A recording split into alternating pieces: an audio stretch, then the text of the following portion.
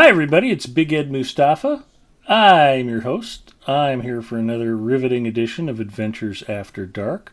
And tonight I will be playing Radigan, 34th level Warden on Evernight, but only for a couple of minutes. I'm going to do task item turn-ins real quick because, when I stream Lotro, I like to stream it warts and all, and this is one of the things I'll typically do on some of my alt characters. I've been just doing task item turn-ins, trying to do it on a daily basis along with Mandalinia, and I pretty well wrapped up the North Downs. And you either do North Downs or you do the Lone Lands. You can't really do all of both of them. You can, but you're going to get over leveled pretty fast, which is basically what's happened here. What do I have a lot of? I've got a bunch of broken short bows. Okay, well, those aren't on this list. Okay. Coarse skin, not on the list. Wasn't expecting this to be so challenging. Glistening essences, not on the list. Glistening filth, not on the list. Maybe I won't be doing task item turn-ins. Dim dust, not on the list. All the stuff I have bunches of aren't on the list here. Broken wooden maces, not on the list. Broken wooden spears, on the list. Don't know that I have bunches of them. Wooden spears, wooden spears, wooden spears. Why can I not stack those spears together? Oh, I can. I'm just an idiot. I think we already knew that, though. That fact has been well established. So I should at least have enough broken wooden spears to turn in. So here we go. Do your task item turn-ins every day. They're good and good for you. How can I be of service? You get reputation points, experience points, item experience points, war steed experience points. You earn titles, you earn cosmetics. And most of all, it helps get junk out of your bags. And if you sell it, you don't get any of those other benefits. What So do you need? do your task item turn-ins. 15 Stone says, good evening. Hello.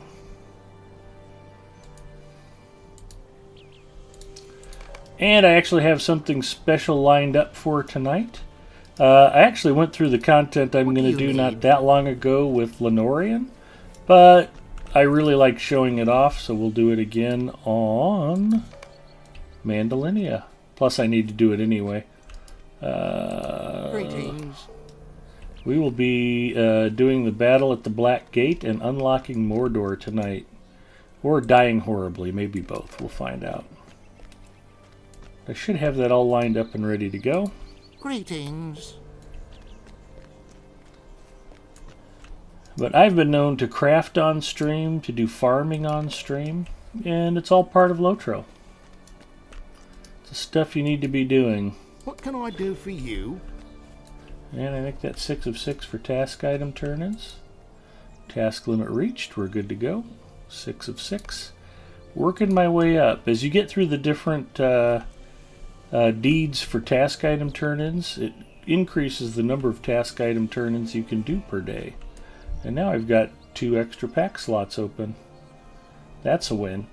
We'll just go ahead and switch on over. Yep, task at hand. I've got a bunch of those saved up. I probably don't need to worry about it, but it's always good to do that. We're going to switch characters. And a Puck Chick Hello.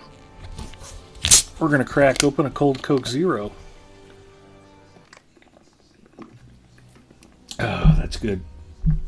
Not my first Coke Zero of the day, but I haven't had one for quite a while, so that's tasting pretty good. Alright, as previously mentioned, I've got Mandalinia lined up. She is in the Slag Hills, and I need to crack open that Black Gate tonight, so we're going to get that done. I will warn you guys ahead of time, there's going to be cutscenes. They're going to be loud.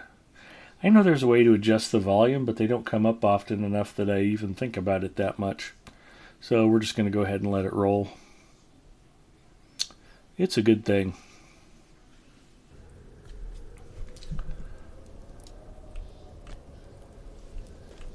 Aragorn wants me to go up on top of that hill and look over at the Black Gate We and have see come what's to going it at on. last. So, yeah, we'll go do that.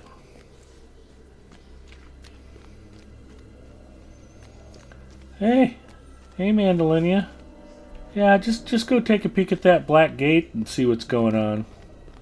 It's the one that's so scary you drop dead if you get too close to it. But yeah, we want you to go look. So let us know how that works out. Man, there it is too. I am staring it right down. The field before the Black Gate of Mordor is empty and quiet. I don't want to celebrate spring or do any of that other stuff. One of these days I'm going to have to go look at the war effort and the mission stuff. I haven't done any of that. I realized the other night I found a treasure trove or a treasure cache in one of the lower level regions, and I remember when they first introduced those to the game, if they add content to a region I've already been through, I tend to disregard it a bit. That's probably not the right thing to do with it. So I need to start playing more of that stuff, but it's just, I find it off-putting. Sauron is waiting. It's like, I've already done the zone. I don't want to go back and redo stuff. There is no sense in delaying what must come. Talk to Aragorn at the base of the Slag Hills. Ejectic. Ed, did you get more free stuff soon? Free stuff is good. I like free stuff.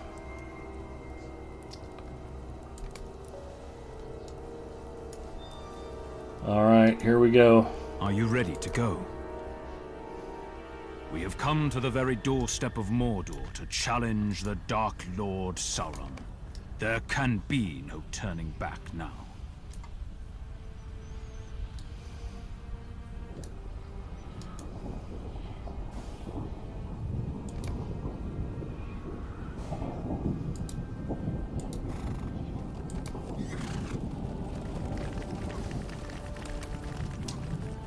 Landscape Soldier Token.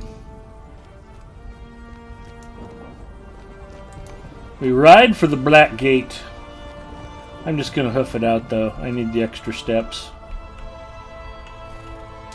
Oh, did you read the letter? I have not read the letter. In fact, I didn't know that the producer's letter came out until I was just logging in tonight. So I'm excited to see we got a producer's letter. The gate could use a few throw rugs and pillows. Hello, Rockhead. You are not wrong. I fully suspect that when Sauron went to high school, he was one of those goth kids. He really could use a better designer.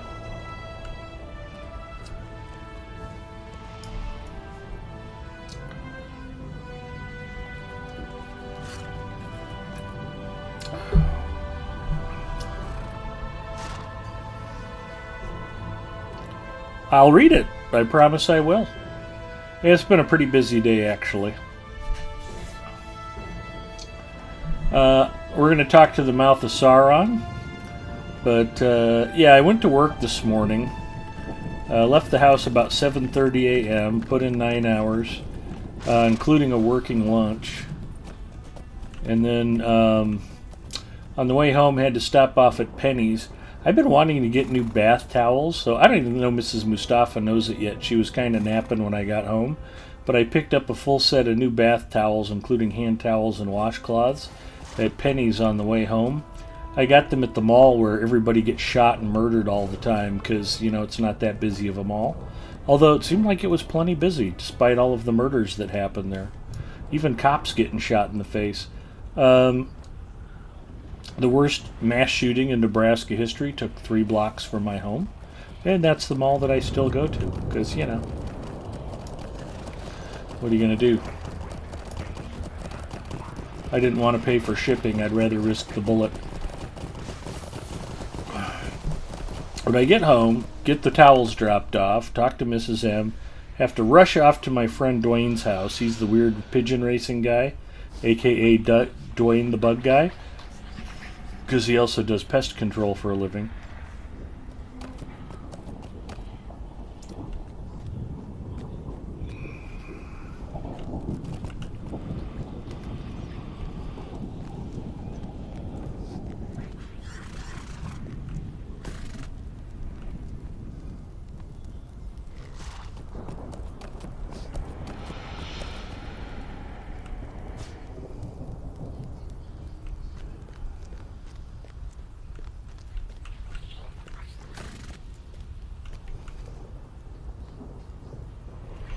Anyway, he had some computer issues I had to work through for him.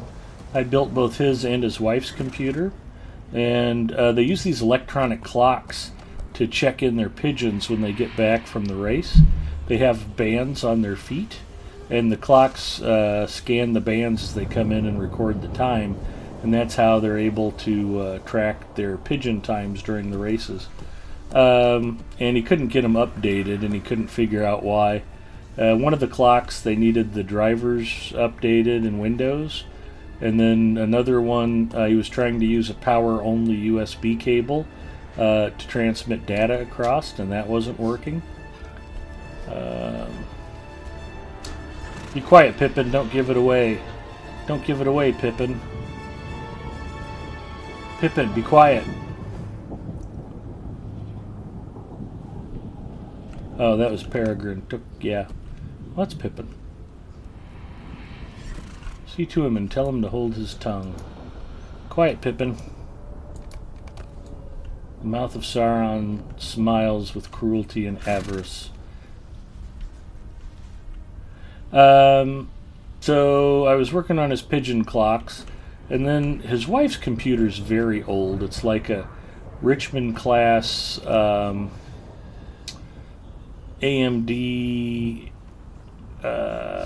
APU. This is way pre-Ryzen. It's been a good chip and a good setup for what she does with it, but now all of a sudden they had a power outage and it's not booting back up. So I don't know if it's the motherboard or the power supply. So I had to bring that home to test. They fed me dinner, so I was literally running back into the house about 10 or 15 minutes before the stream started so I could get logged in and get set up.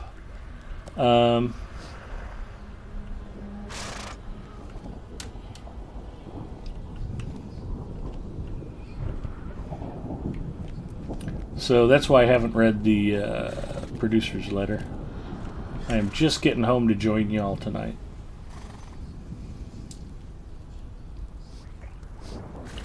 But the good news is, since I went over and looked at their computer stuff, they fed me and I didn't have to eat Mrs. Mustafa's cooking.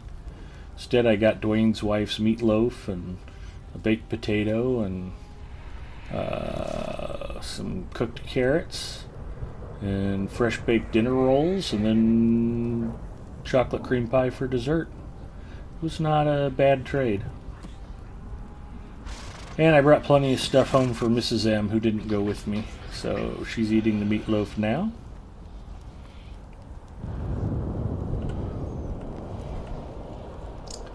But I am looking forward to reading the producer's letter, or having y'all tell me what was in it. So Bacchus is checking in. Gipio's here. Hi, guys. I had to buy a new router because of stuff that has happened, so I got not an Asus router. Oh, okay. I'm doing good, Bacchus. Pigeon racing software is brutal on underpowered computer hardware. Exactly. It's a very nice and exciting producer's letter. Very good to hear. Sauron the Great.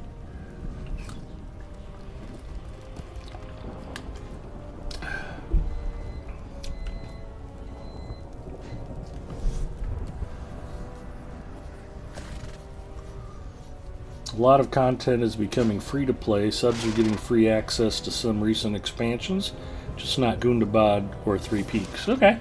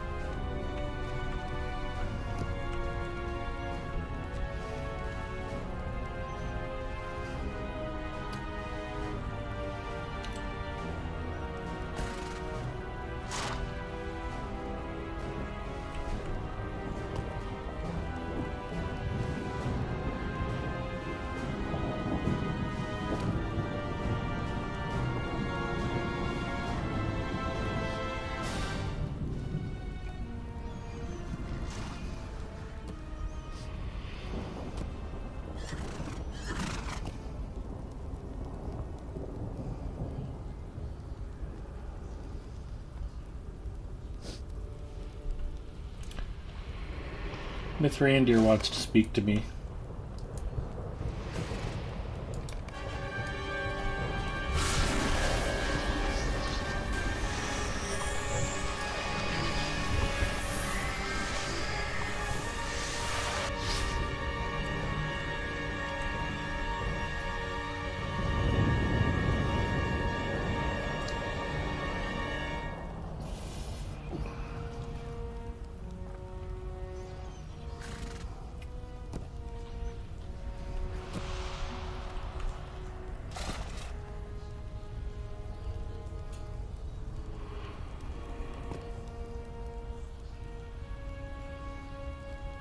Hi, elves are free to play. Those stout axes and river hobbits, when released, will still be a store purchase, I think.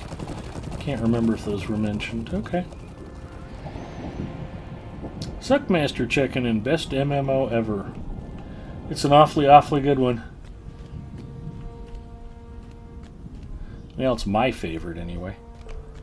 Alright. Sorry about the volume. You were warned.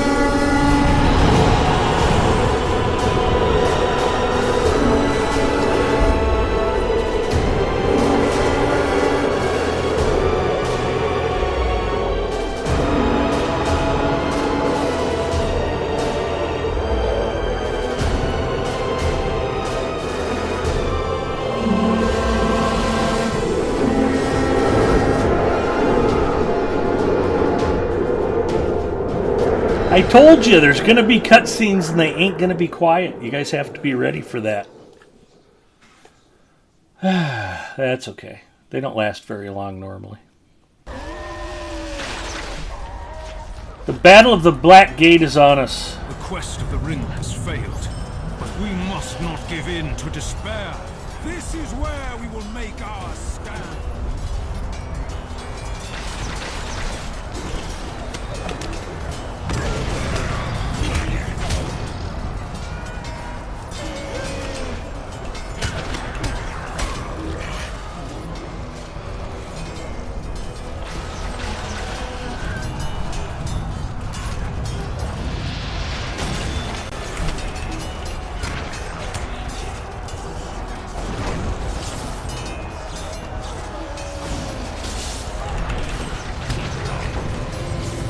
There's 4 or 4.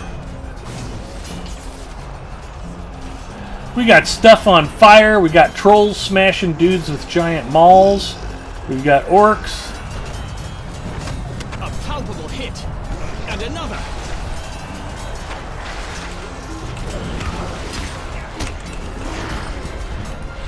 Got dogs and cats living together. It's total mayhem out here.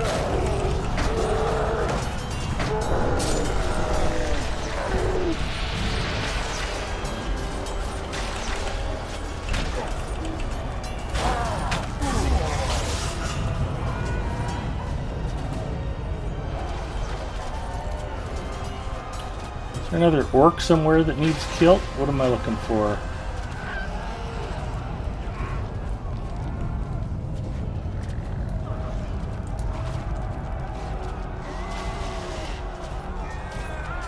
There's one. Let's murder this orc. Hello, orc. Now who am I supposed to talk to? Lothrandir. Okay. Should have gotten Allstate insurance for all this mayhem. Exactly. Stand fast.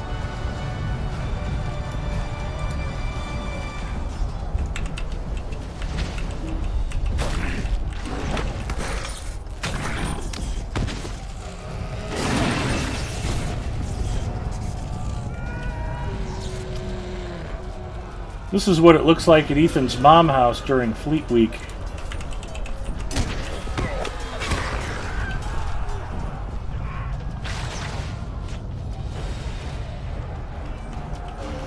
Talk to Gimli. Oh, Gimli.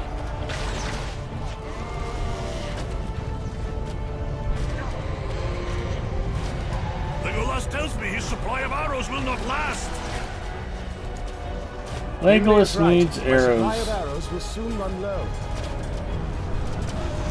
Well, we don't want that to happen, do we? I think I need to go up here. There we go.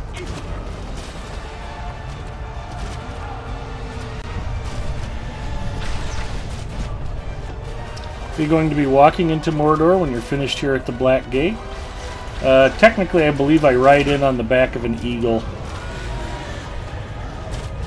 Yeah, I could probably walk it out.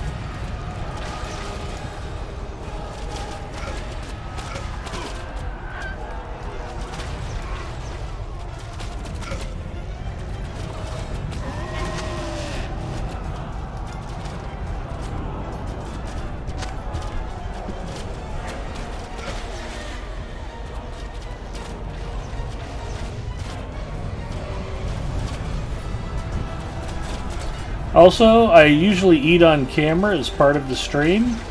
We had a snack day at work today, and then I got dinner fed to me when I went over to my buddy's house, so I don't know, I'm going to be doing a lot of snacking, to be honest.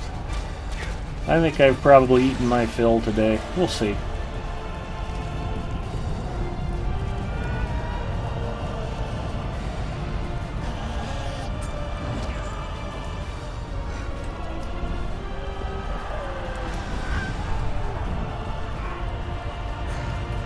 The western slag hill is under fierce attack.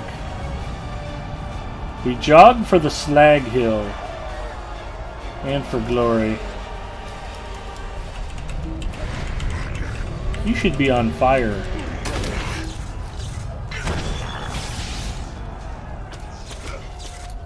Who the hell's shooting me?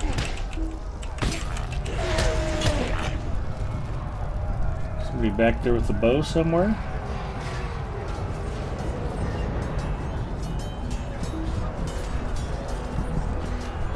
I really like Prince Imrahil. They really fleshed him out nicely in this game. I don't remember him from the books at all. Fighting here goes poorly. I haven't read the books in a long time. That one might be on me. Help him. Let's go help Aemir.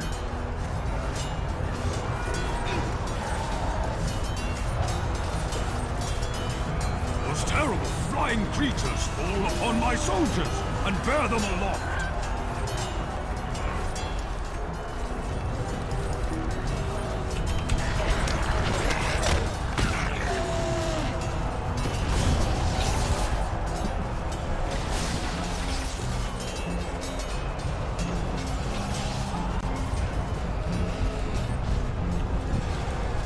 I am glad to see you are still kicking. Stay wary. Our foes have not depleted the stock of their sorceries.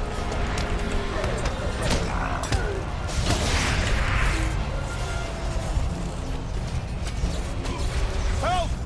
Can you help me? Help, I've lost my sword. Can I get a sword, please?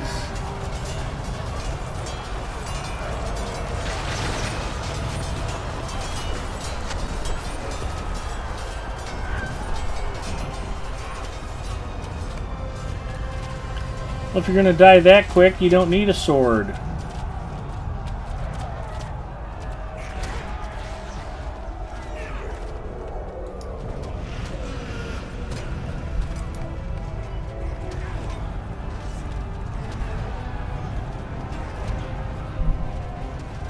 What am I supposed to do? Kill orcs? Okay, I can do that.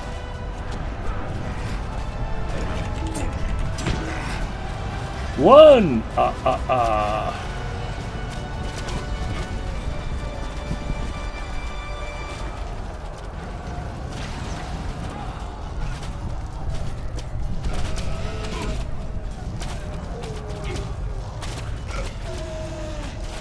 It's pretty impressive. There's like stuff going on.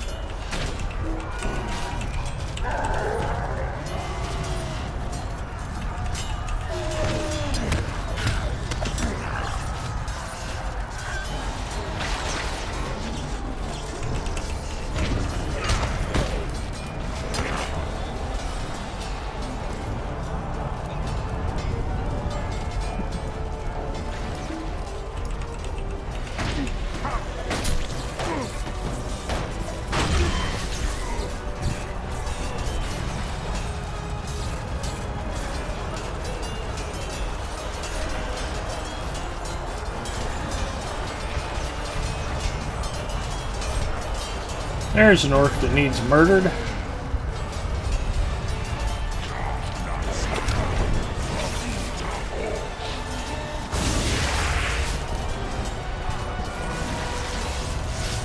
You're welcome.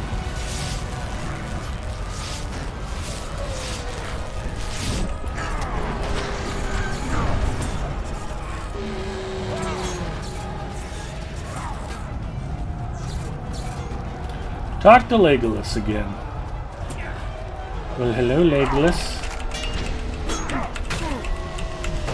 I just wanted to kill that Uruk while I was passing by. Seemed like it would be rude not to.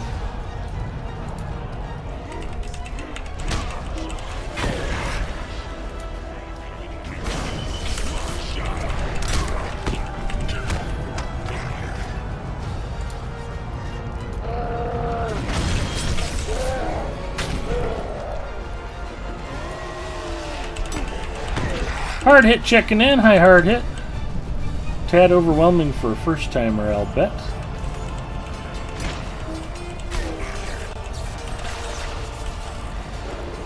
The humor of hard hit.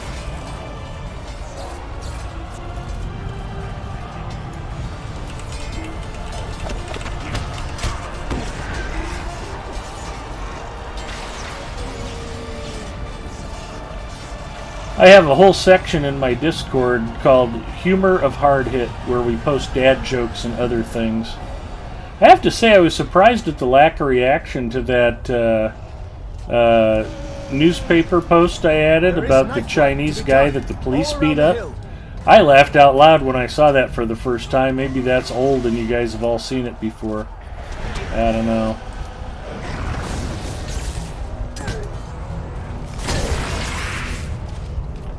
Where's that Legolas at?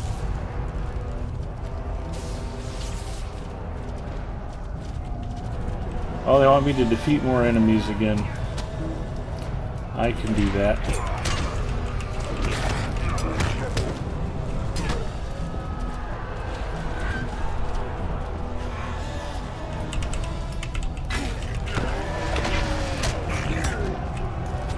Oh. Okay.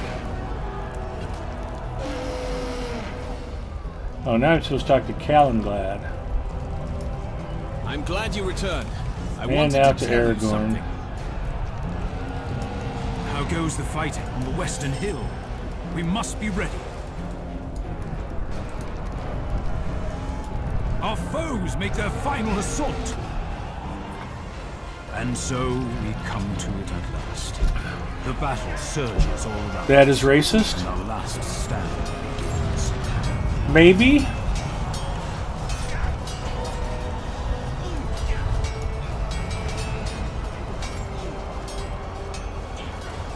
I would assume it's not real. Gockbert Topq says hello from Arkenstone and Turkey. Hello. We must rejoin the fight. Aragorn and I are going to rejoin the fight.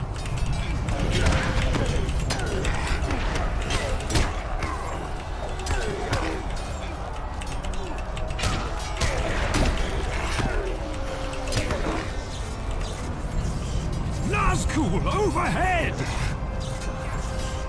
Calenglad! Calenglad! It took him this way! Find him! I have to go find Calenglad. He does not look healthy. Give up!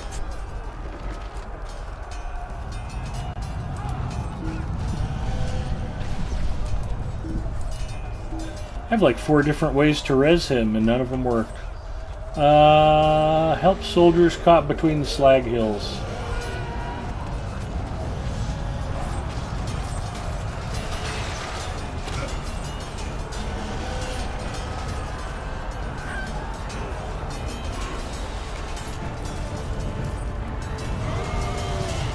We have to do something about those flying beasts!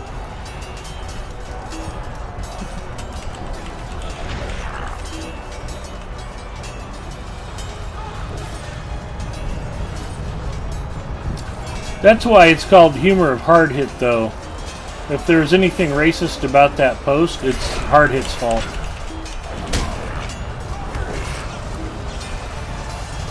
Plus, I'm probably desensitized because I get tortured by Asian women every day.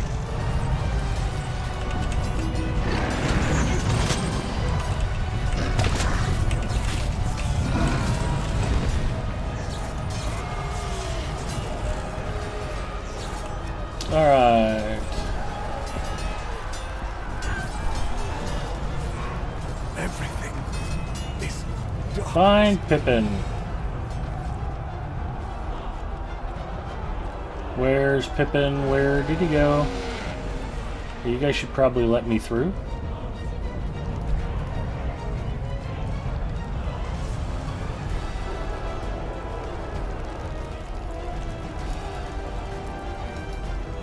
The halfling. He saved my life. Blame Hardhit, exactly.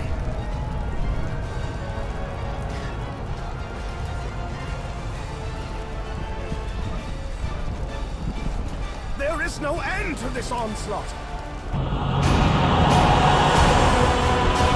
You were warned. Turn down your speakers. Be ready, their final assault! Stand tall, men of Gondor and Rohan!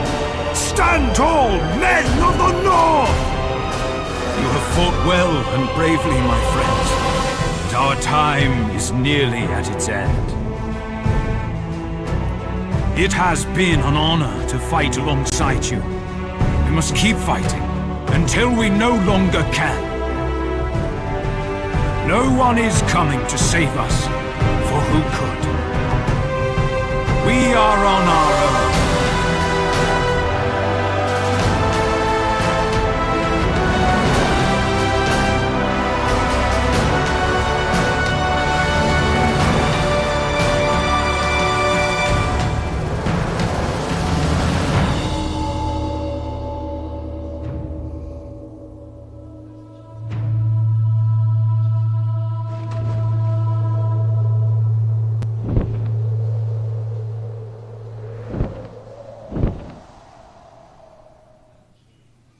Why is the eagle coming already if the ring hasn't been destroyed?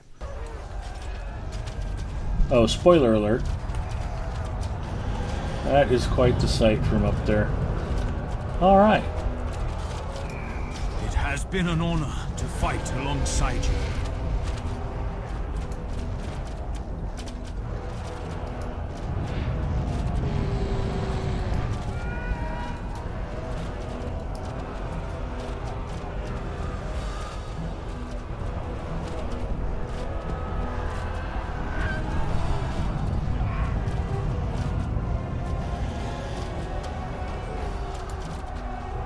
This may be Sauron's hour, but we will make him earn it in blood.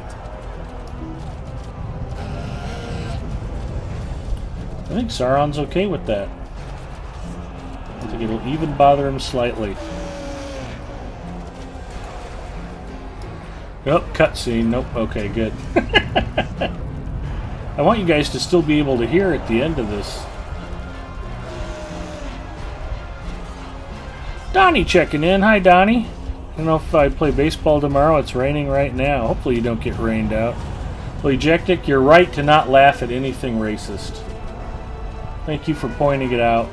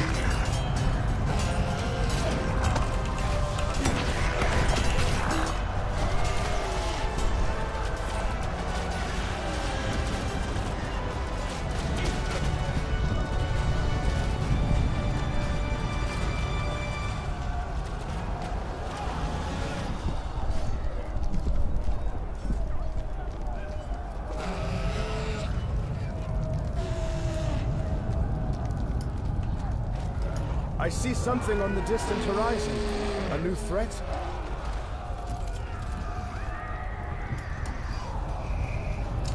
Oh, the Eagles come and negate air supremacy on the part of the Nazgul. Talk to Mithrandir.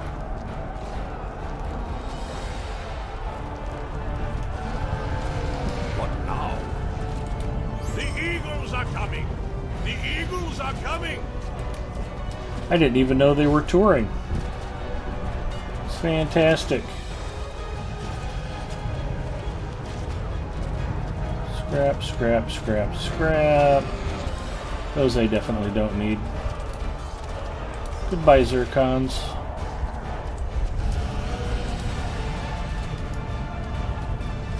Alrighty then. Once more into battle, my friend.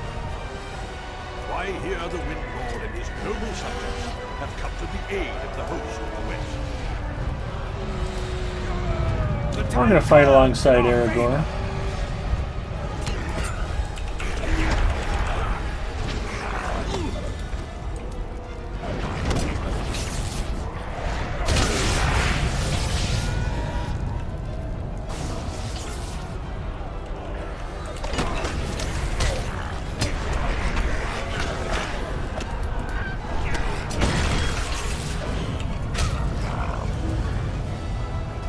To me!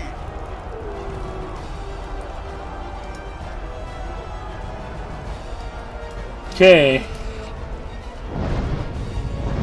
Get ready to cover your ears. Flee from battle? What can this mean? Sauron has summoned them back to Mordor. Why? Stand, men of the West! This is the hour!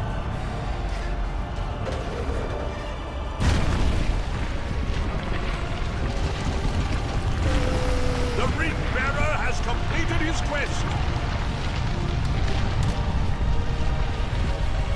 Why here to me?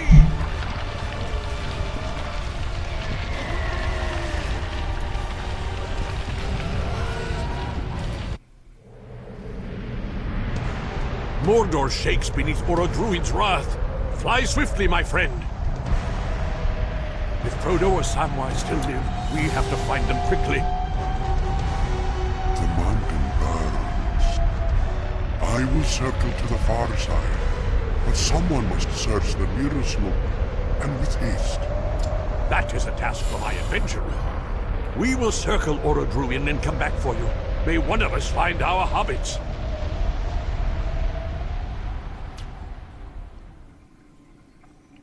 We ride for Mount Doom. See, like I said, I would have happily walked in, but I think I actually flew in by Eagle.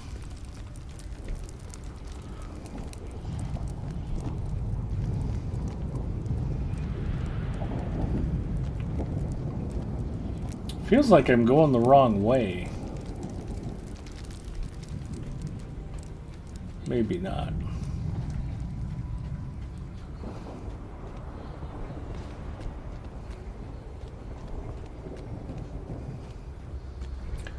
So in the end, it was Gollum who saved the Free Peoples and destroyed Sauron. Gollum is the real hero of the Rings trilogy.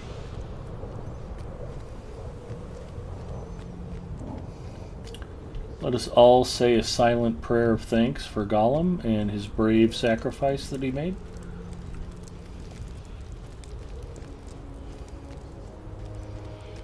But if we can find Sam and four-fingered Frodo, we should be good to go.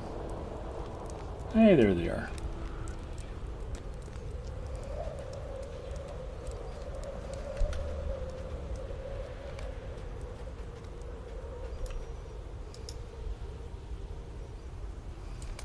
Where there's life, there's hope.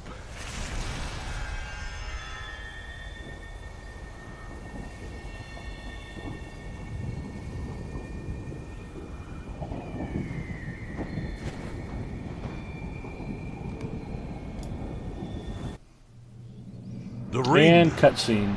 was destroyed. Gwaihir and his kin braved the great peril of the skies. and carried our heroes from the wreck of the burning mountain. And on the field of Cormalin, they were praised for their great deeds and the successful completion of the quest. The Lord of the Rings was no more. Hi, Ginger. Middle-earth was made safer by his defeat.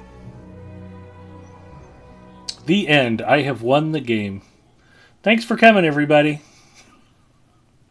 Okay, there might be more.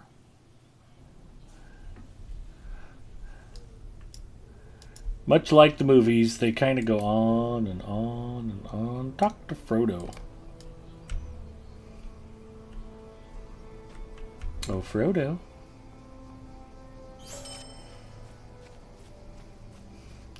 There's a lot of running back and forth here for no good reason, and you can't ride a horse.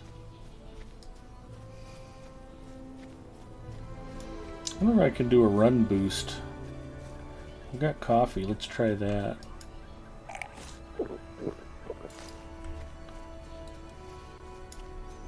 Wasn't a particularly big run boost, though. 10%. I'll take it. Val checking in. Someday Ed will time me out on Lotro stream. It'll never happen, Val.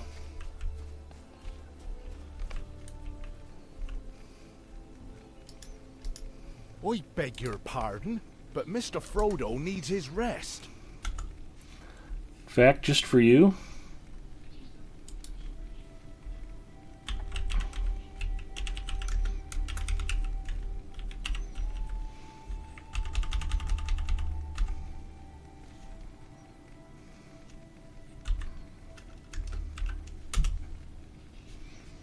There you go. Hard hit's been timed out for 6 seconds. Enjoy your 6 seconds of bliss, Val. Sam has spent so long worrying about me that it became natural for him.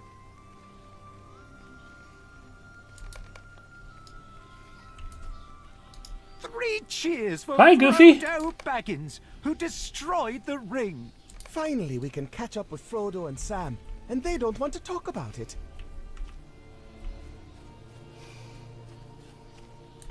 Welcome back, Hard Hit. Now behave yourself.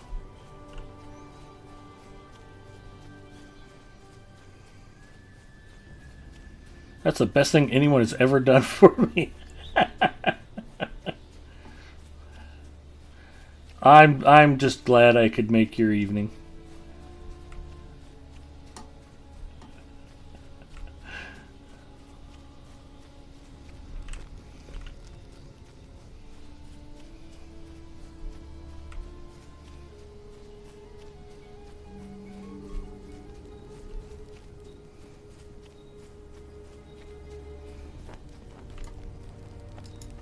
My uncle Theoden is avenged.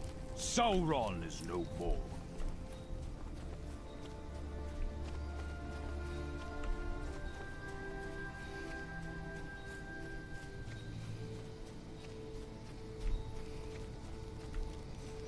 That's a pretty sweet deal. You get to say that you avenged your uncle, and oh, by the way, you're king of Rohan now. The fall Not of too Sauron shabby. worked a great madness in his servants.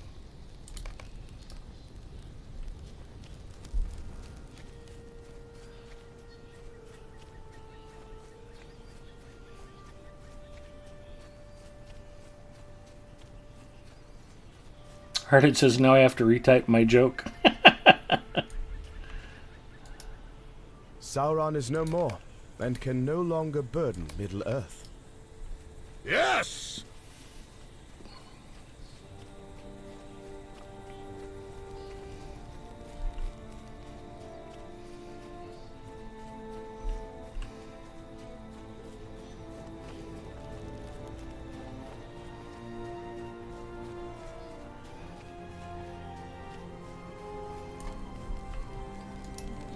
Weigh your options carefully. This could be a costly choice.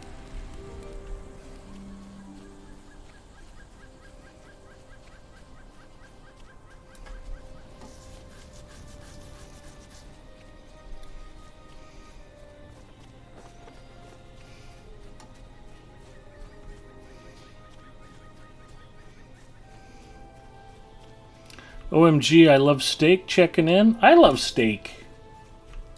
Well, I had chicken for lunch There is a small today. matter about which I wish to speak with you. Frodo's ordeal in Mordor has left its mark upon him.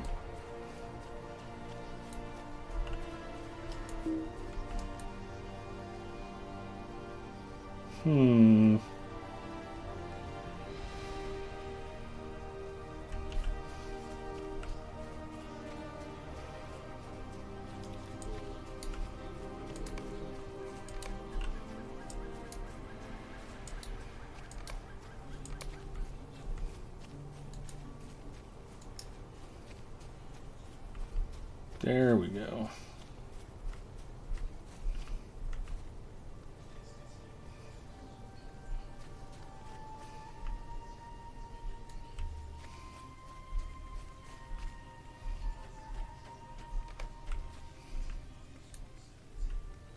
My mind is still caught in a whirlwind of confusion.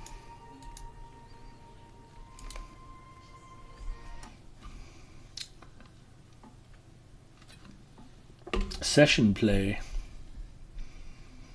Gollum caught up to us on the slope of Mount Doom, and Finally, Sam stayed behind to deal I get to with it play while as I the entered true mountain, hero. eager to be rid of the ring.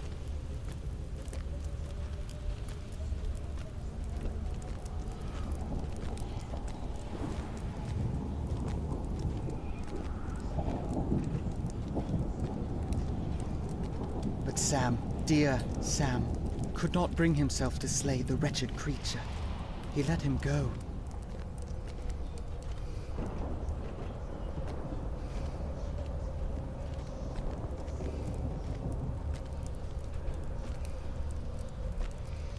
Now I am out of Coke Zero.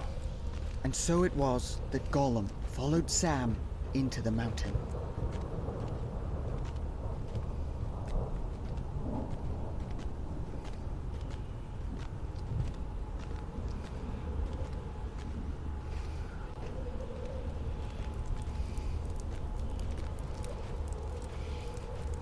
They always do fun little things like this particular session play. There's Sam. Sam's got 14,000 morale. And there's a skill called Murder. It does 2.25 million common damage. I am here, but now I choose not to do what I came to do. I will not destroy it.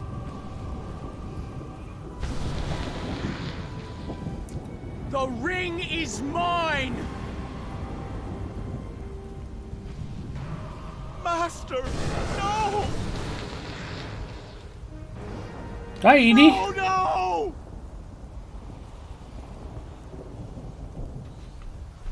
So we murder Sam. 1.7 million morale. Yet he lives.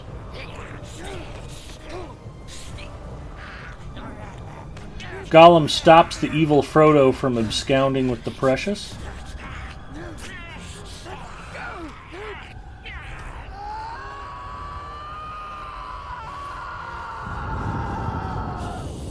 And then, knowing what he has to do, he sacrifices himself for the good of all the free peoples.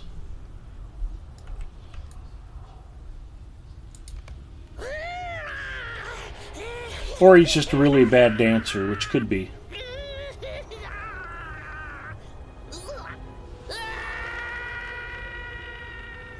And he does kind of a Terminator 2 ending here.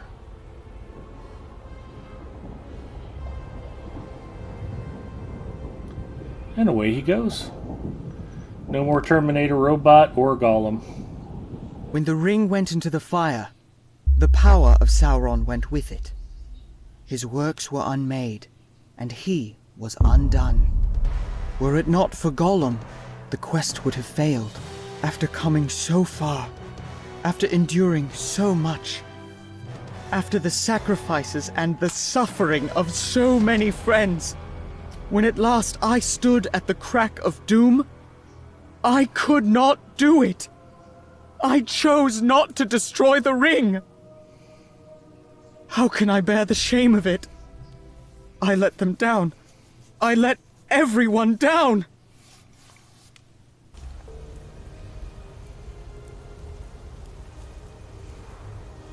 The precious at last.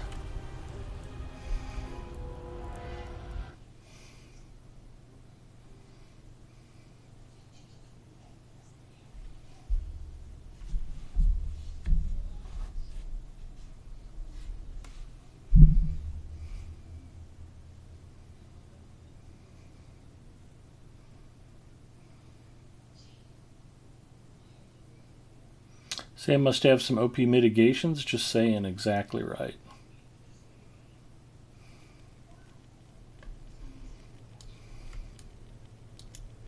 You know the truth now. Thank you for easing my mind and my heart.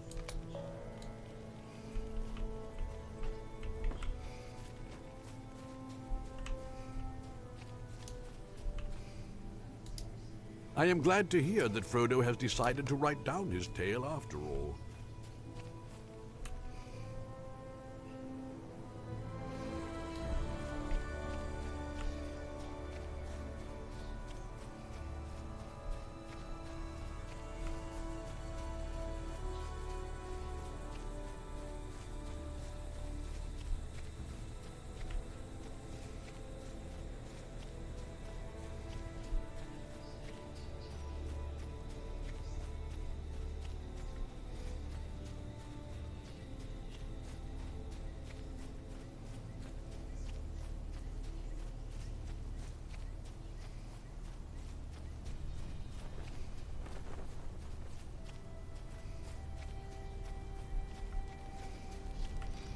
Hail to the king, baby. We have come through the long night, to the dawn at last. Back to Mithrandir again.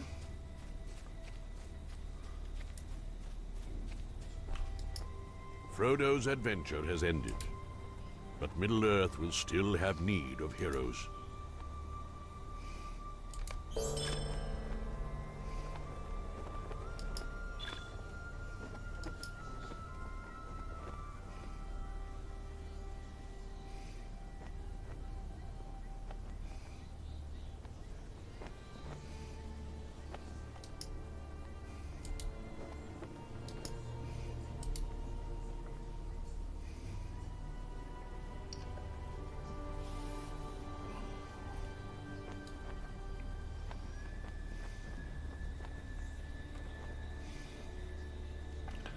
Am I out of quests now?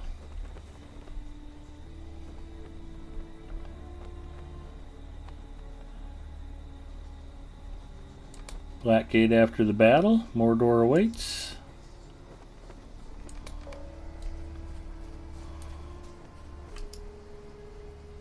Now I can walk into Mordor.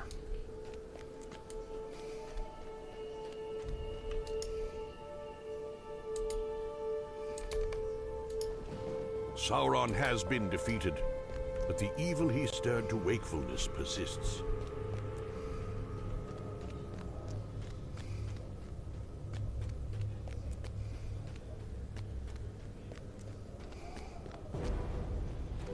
Jacoby98 says, Big Ed, can I get a hell yeah for the producer's letter today? I haven't read it yet. Everybody's excited about it.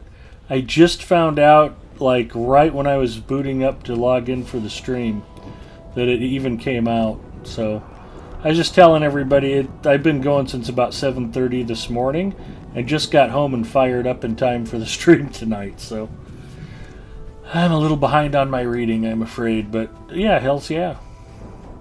Producer's letter is never a bad thing usually. Unless it's bad, which it's not. So yeah, very cool. Kind of jogging into Mordor.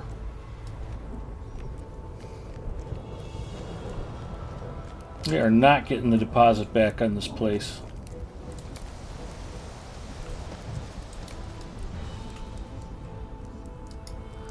Do these adventurers think the fall of Sauron emptied his land of evil? For Gondor. Can Sauron truly be gone from Mordor? We must keep ever vigilant. The Vale of Udun lies ahead, and its treasures are ready for the taking. It is an honor to meet you, for I have heard tell of your great deeds. I am a scholar, from the houses of law in Minas Tirith. Knowledge Let me tell you something about Mordor. There's no fishing. So it's a dead land. There's no point in even occupying it. They should just wall it back up and let it rot. Maybe in 10,000 years. One cannot simply power walk into Mordor with an elevated heart rate. It's the best letter I've read in 10 years of playing.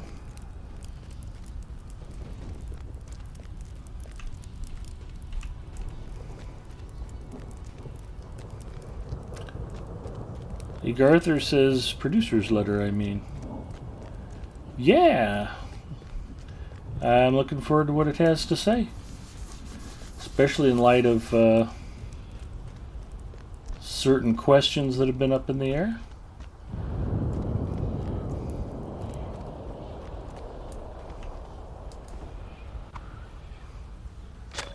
Over 7 years later, after siege, Did I miss strife, page and 1? victory, did Isildur return as king and conqueror to the Vale of Udun.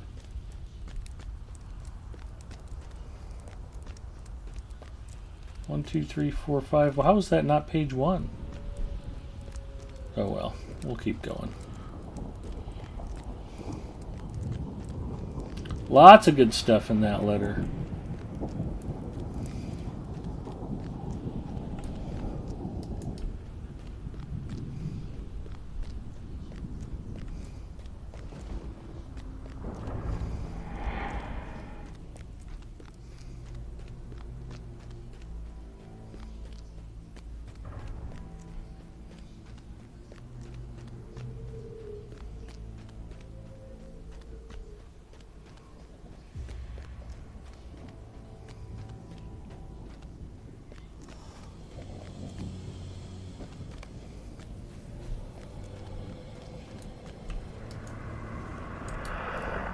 Come.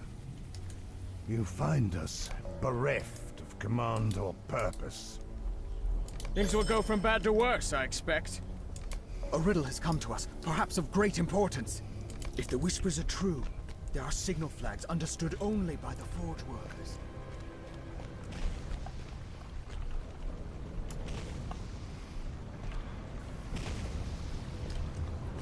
I wonder what I have for this task item board.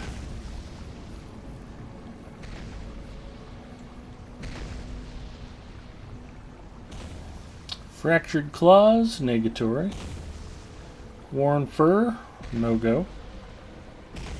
Shattered spears, useless here. Prismatic carapaces, nope. So all of my task items are for lower level areas. We will have to find more. Excuse me. That's why I need a Coke Zero. In fact, let's take a break just for 60 seconds. I'm going to go grab another soda. Be right back. Chairstream hype. Freelancer checking in. Mrs. M, kick him.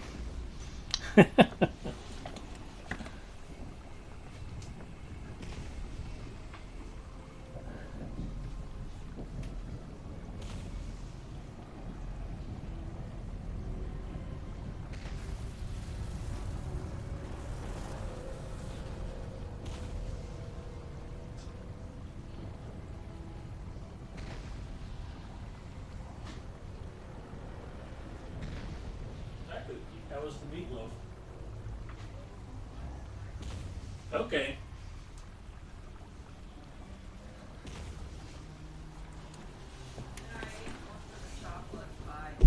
Okay.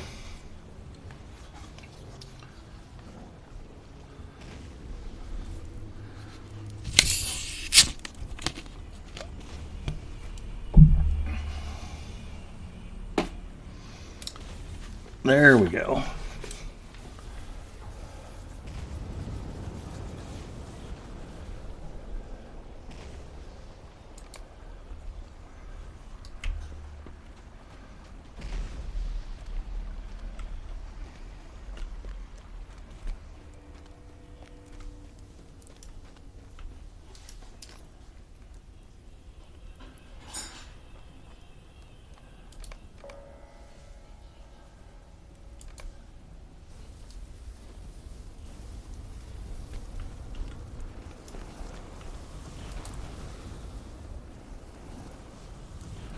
think it just gave me credit for purchasing one because I already had one. And that's okay. And then Eomer doesn't quite have a quest for me yet. I think I need one more level to unlock allegiances. I think if I click on Eomer, he's got the start of the man allegiance.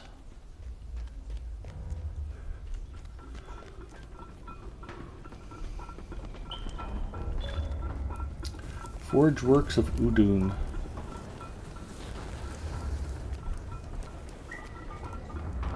And hatches.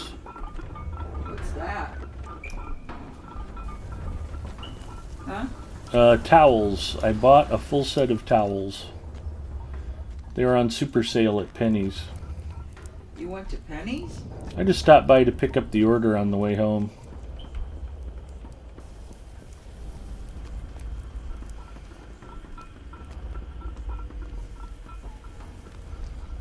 I've been wanting to buy towels, but whenever I've checked like Land's End or Walmart, they never had sets in stock. Like, you know who will have sets in stock because nobody shops there anymore? Penny's. And they had them. Although they were actually rather busy, which surprised me. Mrs. Mustafa has discovered the shopping bag with the new towel set. She's like, why do we need these? We already have filthy rags to dry ourselves off with.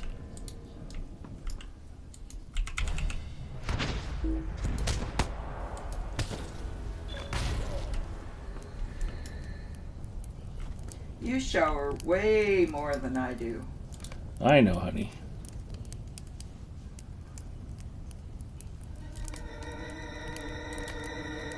Alright, let's cancel something. What do I not want to do? What's in Ringlow Vale? Restless Souls. I don't really want to go all the way back and look for those.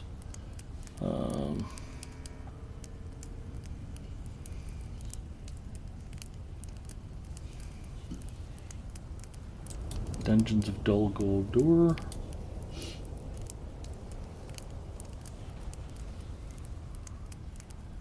Those epilogue quests.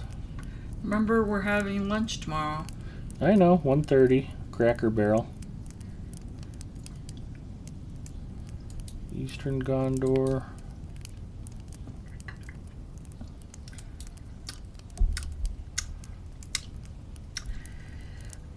These are all cancelable. Did you want to say hi to everybody, Pookie? That's her way of saying hello. I apologize for my wife.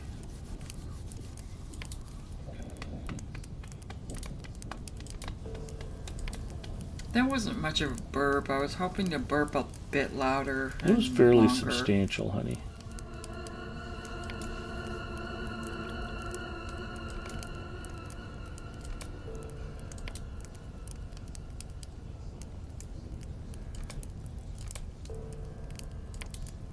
I don't think anybody's disappointed with the loudness of your belches. Hmm?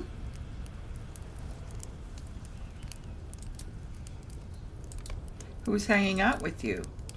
Well, we've got 30 viewers in chat, and I'm just kind of playing by myself, which is okay. A lot of the usual suspects are here: Hard Hit and Freelancer and Bacchus and Val and most of the friends I play with on Wednesdays, plus lots of other folks who like to hang out in Lotro Stream. Everybody's excited about the new producer's letter that just came out today, and I kind of feel like I might be the only Lotro player who hasn't read it yet. Everybody assures me I should be very excited by it.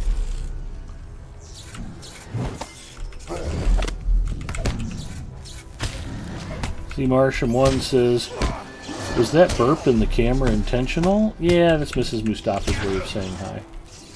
She's nothing if not ultra classy. After all, she married me.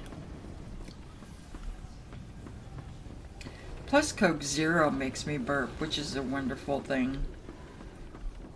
I like it. The burping, not necessarily Coke Zero. No, I don't really like Coke Zero. Dwayne said Gwen tried to buy Coke Zero for me before I came over tonight, and she couldn't find it. The store she went to was completely sold out in all forms. Usually is. It's like, you guys don't have to roll out the red carpet every time I come over. But it's nice. Yeah. And I warned her that if she sent all that food home, you'd have me checking on their computers like once a week. Yep. You should call Dwayne and Gwen and see if they need any computer help.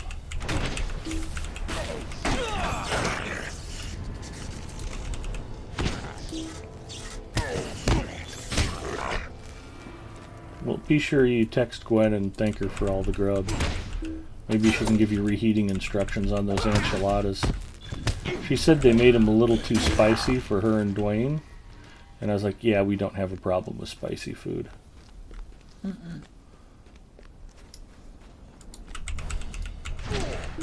I kind of have a cast iron stomach. And Mrs. Mustafa's been hardened by years of being married to me.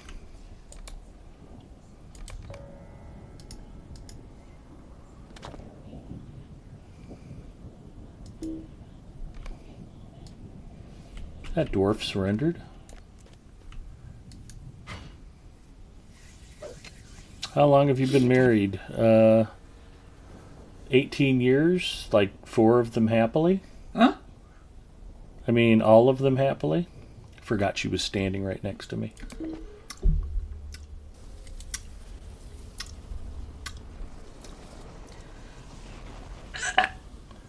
That's weak. See? You've lost the magic, honey. It's gone. What do we want to throw out? Oh, that should have been put in the vault. That's on me.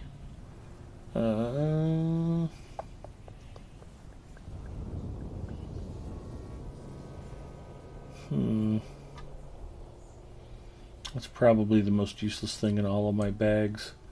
I'm the only one who cares about that rep, and I don't have a metalsmith on the server. Okay, we'll do that then. Yeah, one of the things that I tell all the viewers, Z Marsham 1, is that eventually Mrs. Mustafa will snap and murder me, and it's important that everybody testifies on her behalf. Please let the judge know that I had it coming and that she did the right thing.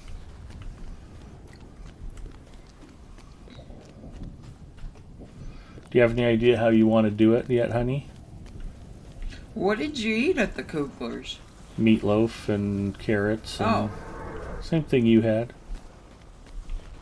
I wasn't expecting them to feed me. I got over there and Gwen already had the table set and she had a place for you, and she was like, she's not coming? Yeah, she didn't feel particularly good. Okay, that's probably too much of a good thing, sweetie. Wow. Oh, that feels much better. All right.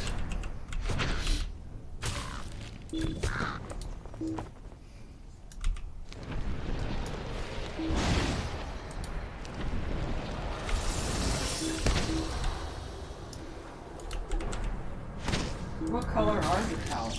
White.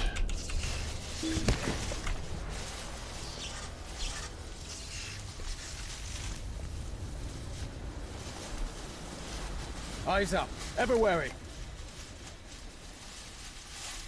She is precious. I think Val and Edie and Ginger and Goofy Old Lady would all attest that Mrs. Mustafa is a saint and I don't deserve her. And they're all correct.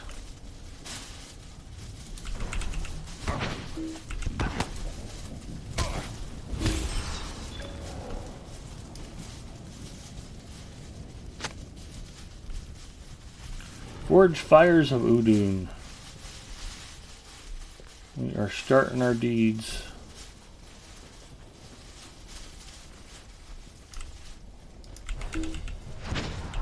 She is, you don't. Thank you, Edie. I knew you'd be happy to confirm it. Freelancer says, white, you fool. Why do I not want white towels, Freelancer? Please tell me. I know that dark towels are bad because the more towels are dyed, the darker the color that's used, the less they can absorb. If you want to dry yourself off, don't try it with a dark towel. The towel has already absorbed too much dye and will not absorb water when you're trying to dry off after showering.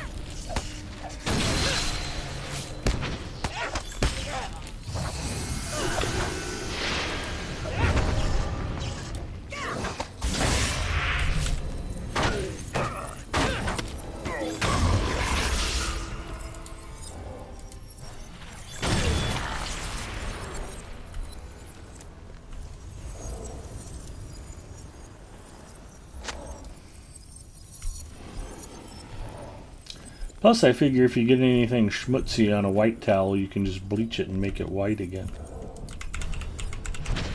Although that really doesn't seem to be a problem with bath towels in our home.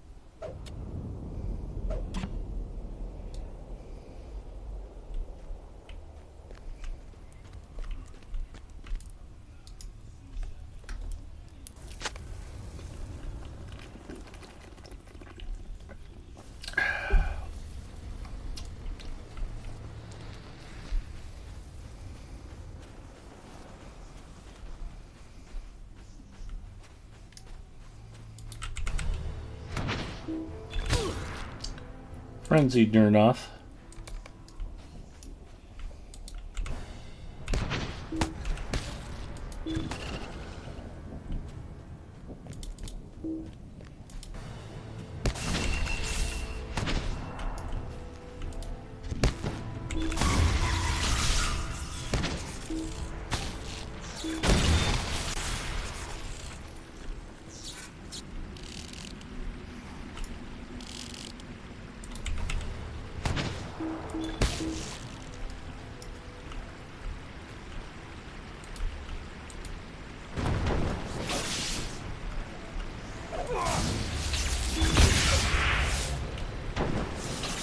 Nice.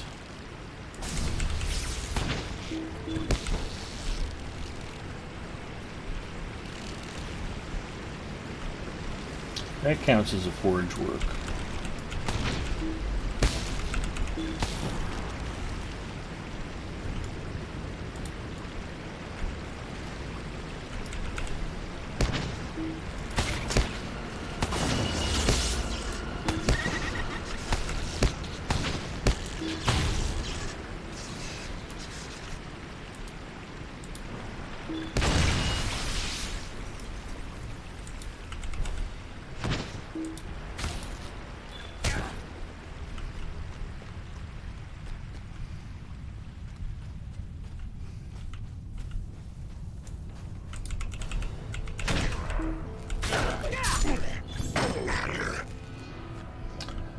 Udun tends to be a very tedious place to explore because there's lots and lots and lots and lots of enemy mobs everywhere. They tend to respawn quickly. We must keep ever so you spend a lot of time just sort of hacking and slashing your way across the landscape.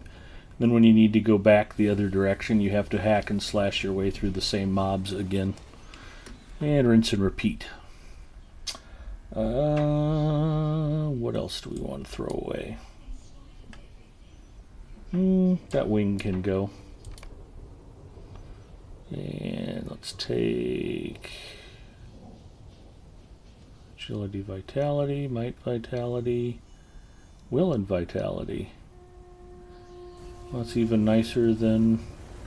Must be time to do epic battles again if I'm pulling better jewelry. Okay. Well, let's accept. Open and shut. Is that find the hatches?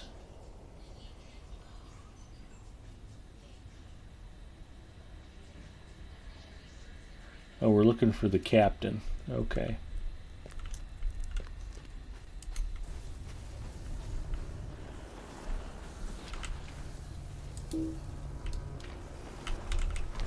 Yeah, don't go swimming in Mordor. It is not good for your health.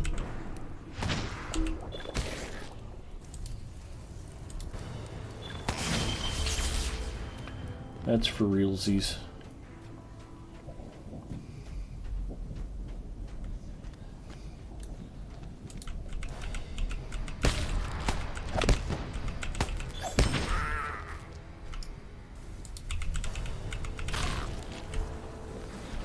So I have a fun story. We were talking about me being tortured by Asian women. You might think it's an exaggeration. I was telling a colleague a story today. There was a Japanese restaurant here in town called Mount Fuji. And it was basically the first place in Omaha that served sushi. They were serving sushi here way before it was fashionable. And in fact, I won't tell you what year it was, but it was the first place I ever tried sushi. And I was in college at the time and was out with a girlfriend of mine, and it's like, let's go someplace different. We went to Mount Fuji, and I saw they had sushi on the menu. I'm like, I'll give it a try. And she was like, looking at it like, how is it? I'm like, it's actually pretty good.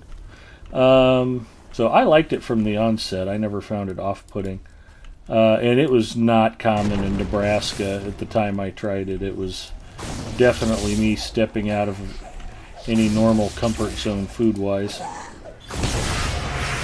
In fact, I might go so far as to suggest it was one of the reasons I became such an adventurous eater, because it was like, oh, this is really good. And at the time, most Nebraskans would have been like, that stuff's cat food. I'm never trying that, much to their chagrin. Now we have sushi restaurants and ramen houses and lots and lots of different ethnic cuisines from all over Asia. But at the time, Mount Fuji was the sole beacon in this otherwise desolate food desert. And when we were dating, my wife and I would go there occasionally for dinner, and my wife and her mother knew the family that owned the restaurant, and their daughter's name was Jackie, and we'd go in there and, oh, hi, how's it going? Oh, I'm good. How are you? How are your parents? Yeah, they'd chit-chat and knew each other by first-name basis, and, we'd go in there and eat, and we weren't in there a bunch, but, I mean, we'd probably eat in there maybe 3 times every couple of months. We were kind of infrequent regulars. And one night, it was my sister's birthday, and I told her I'd take her out to dinner. And my wife, then girlfriend at the time, was working. So she was not able to join us.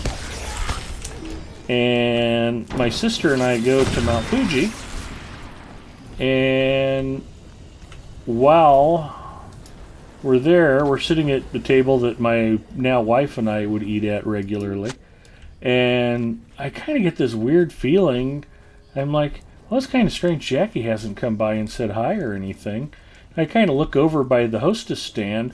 She's kind of staring back at me like shooting daggers, and it took me a while to figure it out. I'm like, she looks like she's mad at me about something. I didn't think anything of it for a while. Maybe I'm imagining it. Maybe she's having a bad night.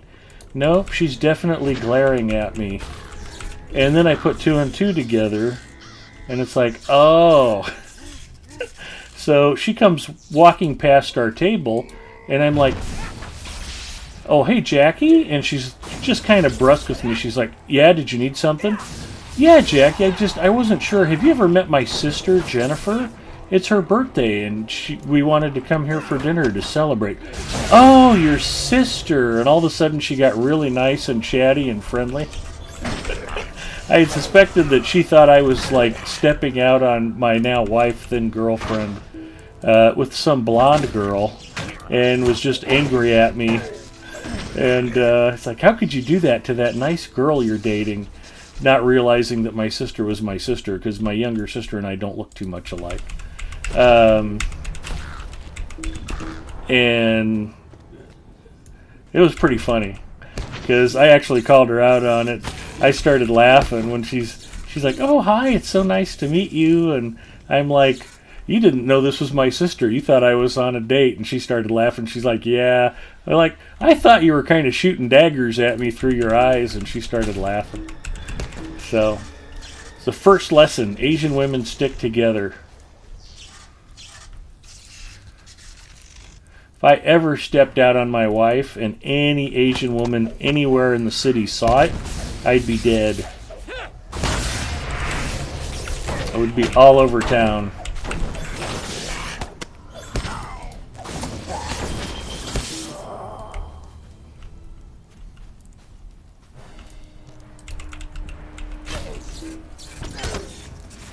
That is no joke. That is slow.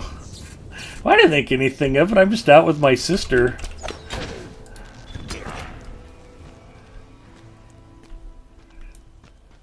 I know she's my sister. She knows she's my sister.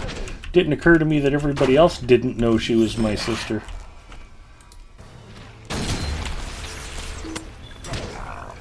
Plus, I'd like to think I'm smart enough that I wouldn't take Girl B to a restaurant I frequent with Girl A if I were stepping out.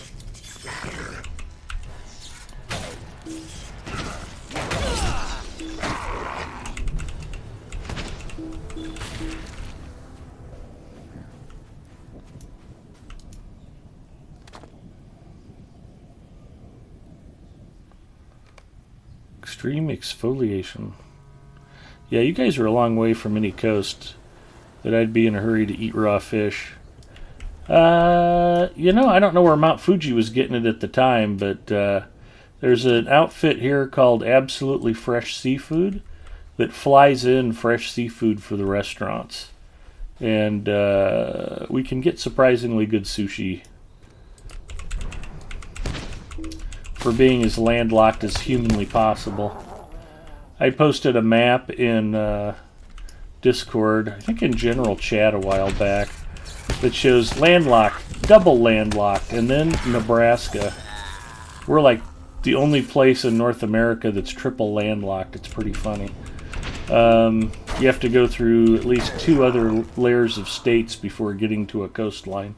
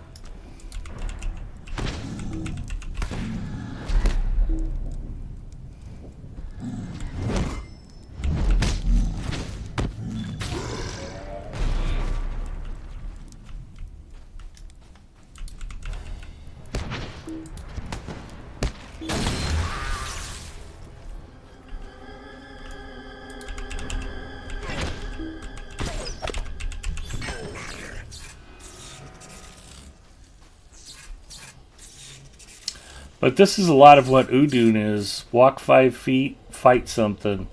Walk 10 feet, fight 2 more somethings. There's just a lot of this. And all the stuff is going to respawn.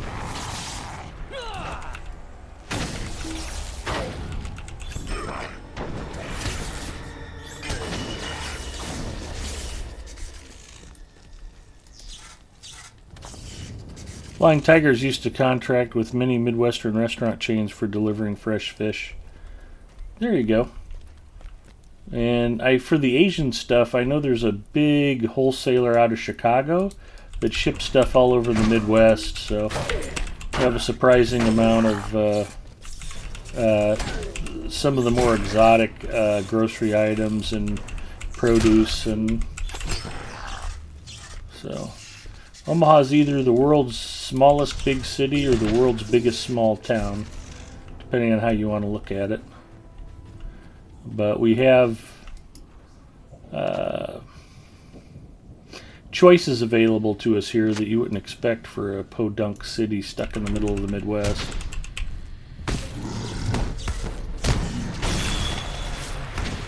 Reno is the nation's biggest little city.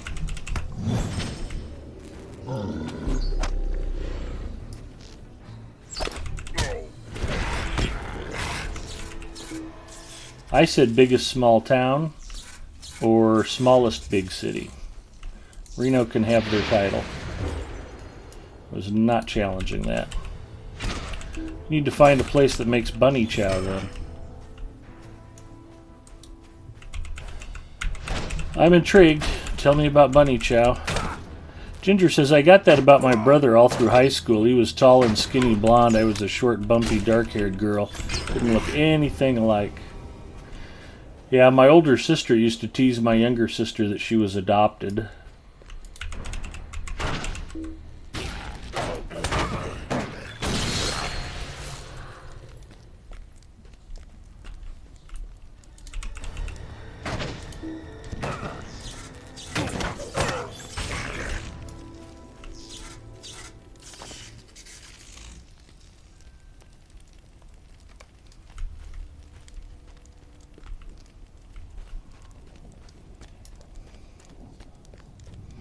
A good bunny chow is proof that God loves us and wants us to be happy. I think that was what Ben Franklin said about beer. Hollowed out quarter or half loaf of white bread, filled up with curry. Oh, that sounds good. The curry is good, but the bread after it's soaked up the curry gravy is amazing. Yeah, I would imagine.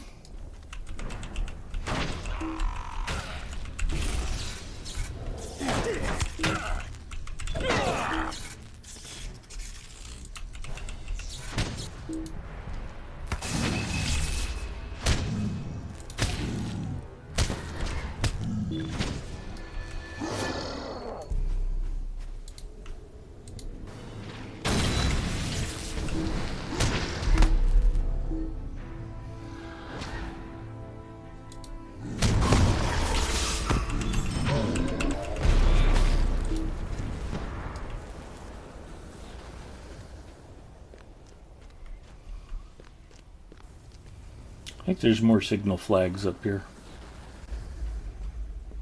Ginger says there were 4 of us. My brother and next younger sister were light-haired and looked like our dad. Dad's side and the babysitter were dark-haired and looked like our mom. Baby sister, I'm sorry. Got to get a proper tomatoey North Indian curry, though. Those are the best kind.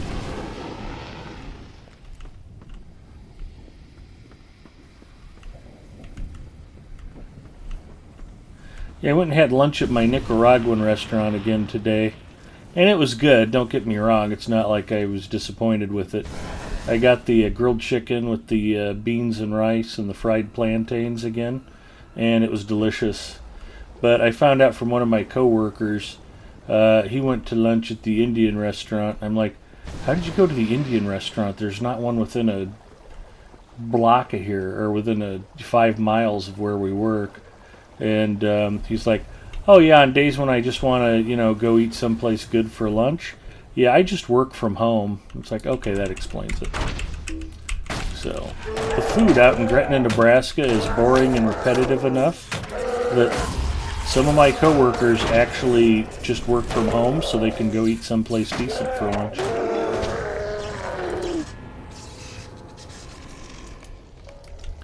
And force her down. Alright, there's one up there.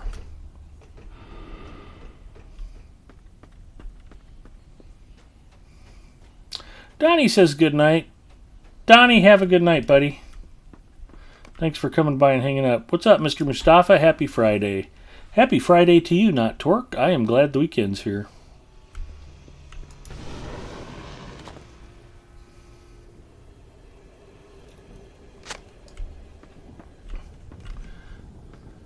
It never occurred to me to work from home just so I could go someplace different for lunch.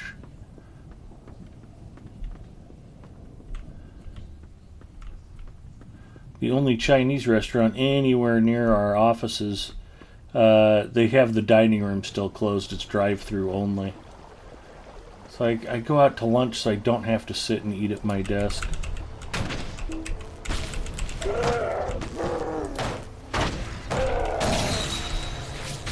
I like that little break away from the workplace in the middle of the day. It's like a little mini vacation. But the food selection's so bad, you know, like I've been doing Taco John's every Thursday just because I like Taco Bravos and they're cheap on Thursday. I can eat for about $7 including a giant Diet Dew. And then on Wednesdays, Come and Go has dollar pizza slices, and it's reasonably good pizza, especially for $1 a slice. But it's like, man, if I keep eating this trash week after week, I'm gonna die. There's just almost no place to get a good salad. Anything healthy, it's tough. There's just not. It's a lot of. Well, Wednesday I got gas station fried chicken again, and don't get me wrong, the gas station fried chicken is spectacularly good. But there's just a lot of crap food out where I work.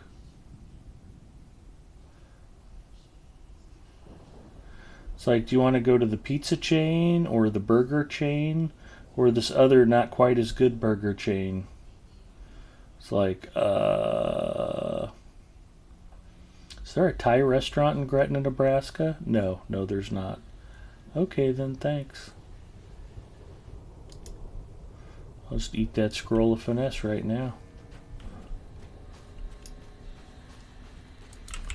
I value the pack space more.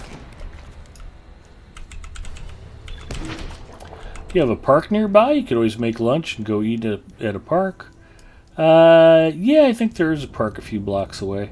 Now that the weather's finally getting nice, that might be more of an option.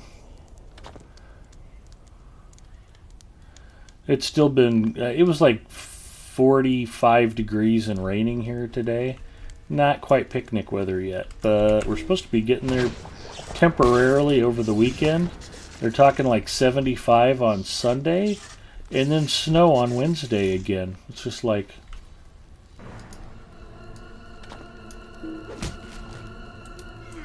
Spring is not a temporary thing that happens between snowstorms. Let's make it happen, people. Yeah, it's been like that for like 6 or 8 weeks now, too, not Twerk. It's been like 60 degrees, -4, 55 degrees, 4 degrees. It's just like, oof.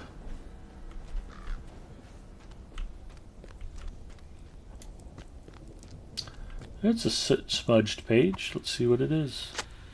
We believe it was in the Second Age, after Sauron came to Mordor, that he set to work building an army to make war against the kingdoms of men and elves.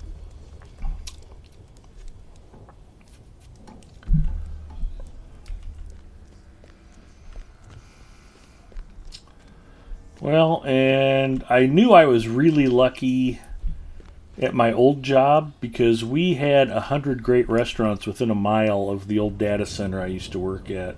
And I mean steakhouses and Thai restaurants and Vietnamese restaurants and Indian restaurants, and there was a fantastic Cajun Creole place that opened up down the street. We had like 6 different sandwich shops nearby. I mean, it was just food central. And when we'd go out to the other data centers, Daddy Hetch and I, actually had to go out to Tempe a couple times together.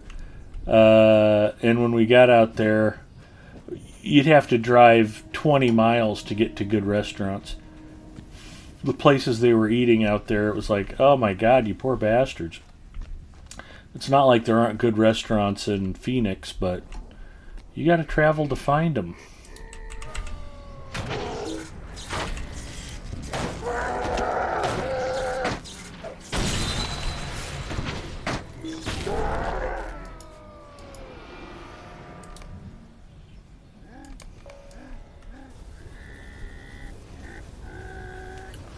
I already got the enforcer quest.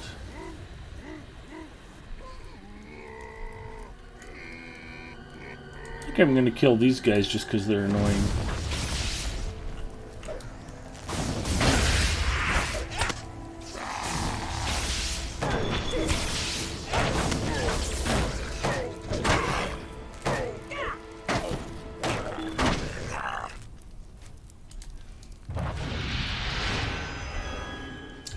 You will annoy me no more.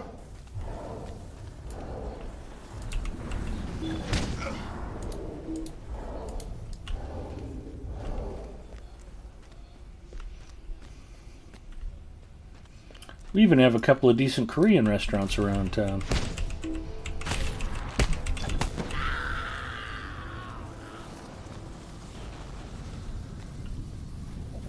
Our big weekend plans, we've got friends coming in from Tarkio, Missouri tomorrow. So we're meeting some of my wife's friends over at a Cracker Barrel restaurant in Council Bluffs, Iowa, which is fine. I don't mind that once in a while. I wouldn't want to eat it once a week or anything, but, you know, a little American-style comfort food once in a while is okay. But then Sunday we're going to the Ethiopian restaurant with some friends from the Flying Club. And I'm looking forward to flying season and seeing my friends from the Flying Club more. So that is all good stuff. Although it's kind of funny, the friends we're dining with, they've both just recently retired from their jobs. And I was talking to the husband, and he's like, yeah, I kind of miss the structure of getting up and going to work. And I've kind of hinted a few times that he probably ought to just go ahead and get a part-time job somewhere. Because he's like, yeah, we're really broke right now, and I kind of miss having structure. And I'm like, you know, go work someplace for 15 hours a week. Who the hell cares? It's like, oh, I don't want to do that. But on top of everything else, of course, their retirement portfolio took a big hit with this Ukrainian invasion. It's like, yeah, that's going to cause problems.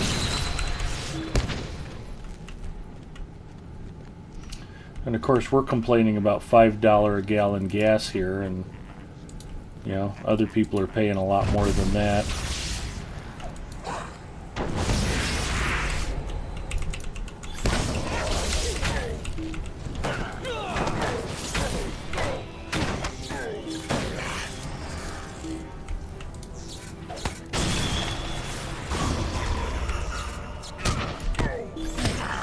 He totally should have been dead. That was weird.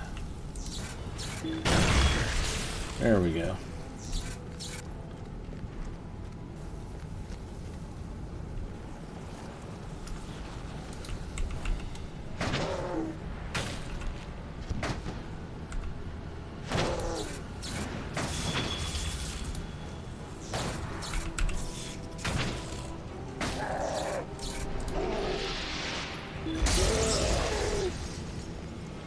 Not sure what he was doing, but okay.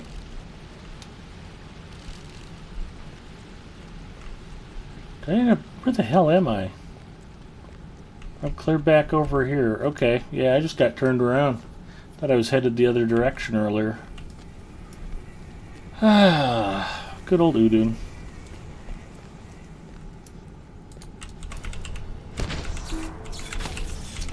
That Ethiopian lamb did sound awesome when you mentioned it. I used to love Cracker Barrel. Yeah, I mean, for what it is, it's pretty good.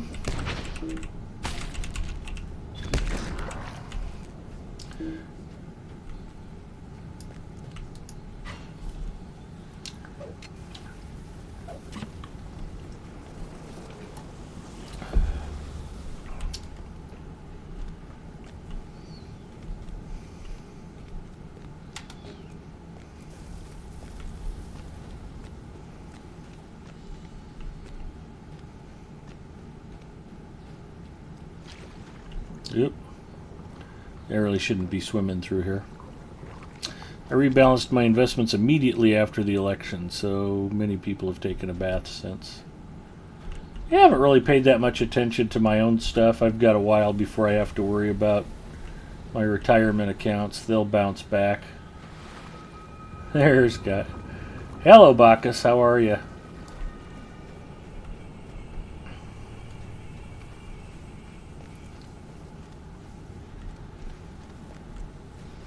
Gallia checking in.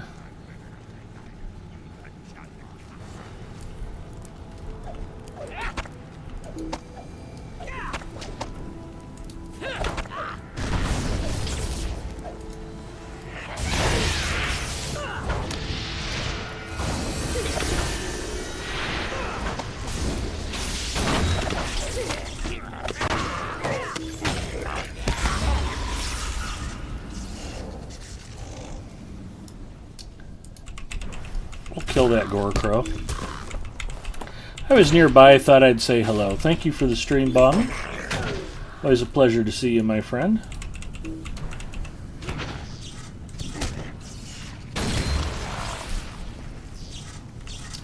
Our Wednesday night group that does adventures on Evernight on my personal channel, we did Throne of the Dread Terror Wednesday night. We had a little extra firepower with us, but it went pretty well.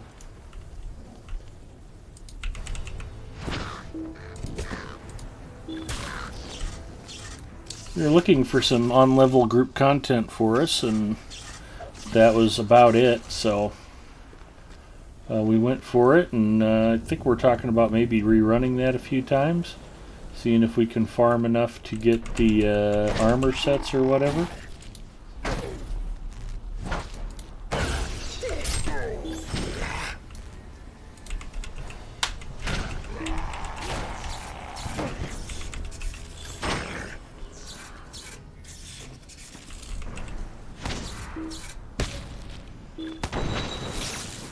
He did not make it. This was what I was trying to get to.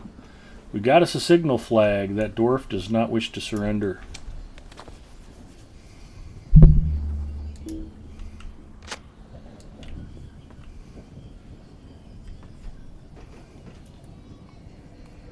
Let's drop down here. We'll fight this slug. Roll on.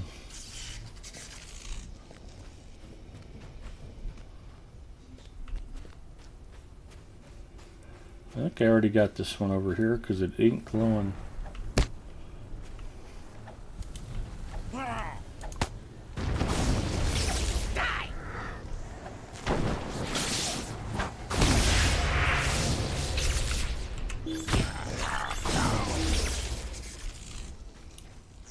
Yeah, I was clearly here before.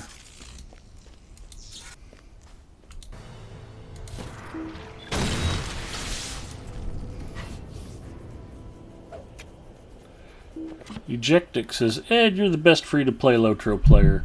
Thank you, that's nice of you to say. I'm probably also one of the worst, because I don't know that there's tons of us around.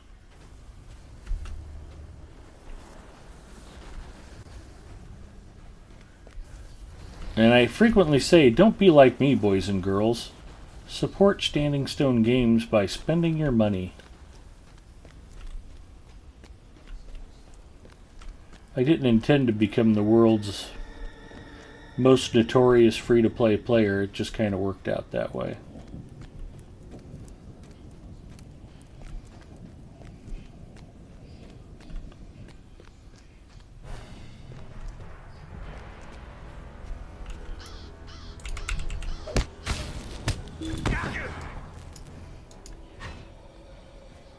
They've made it a lot easier to play on the free-to-play track the last few updates.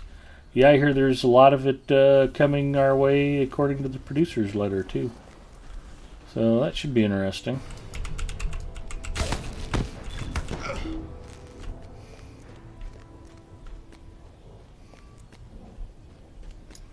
You spy a couple more soldiers not far from the road.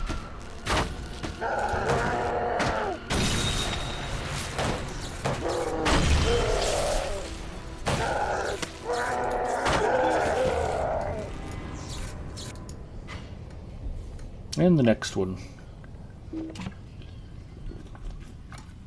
Exactly.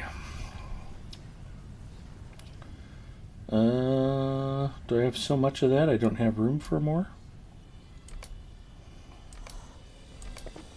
Now I do. Hello, soldiers. Aye. Open hatchways. I will open the hatchways for glory. Next update makes Mordor free to VIPs. I wonder if that persists if you unsub. Well, that's a good question.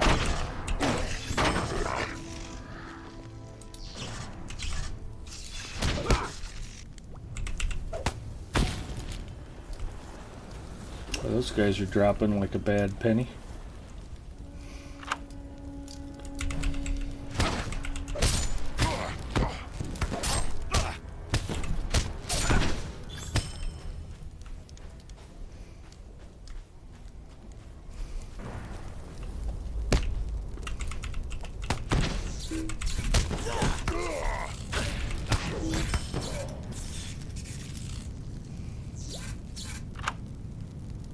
Ed, have you had Merchant's Craft Black Cherry? It's very good soda. I have not. In fact, I don't know I've seen Merchant's Craft on the shelves around here.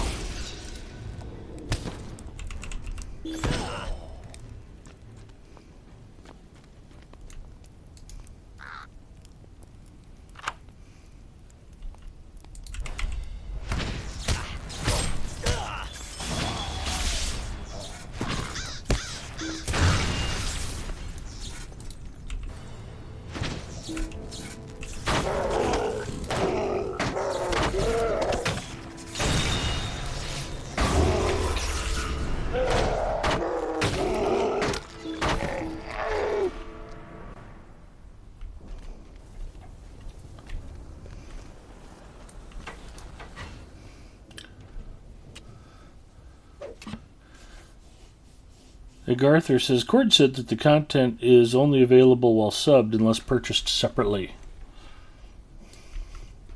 That would make sense.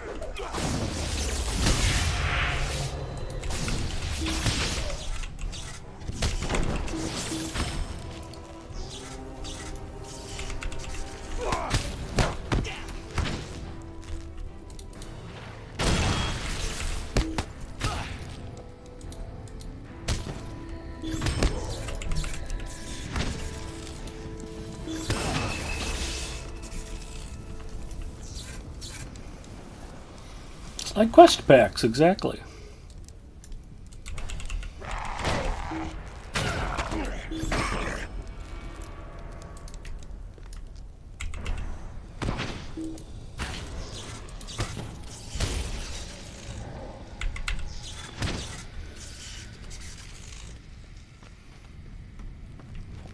Forge furnace.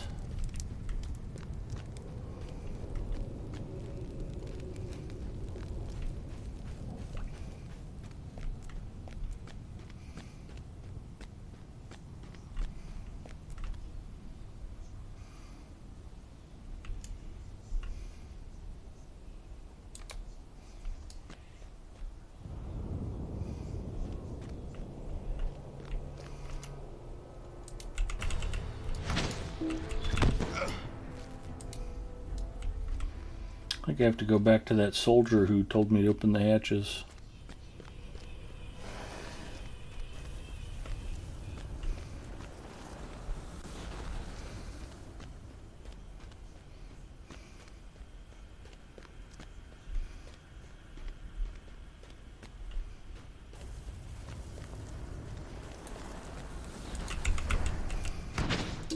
Die, Nernoth scum.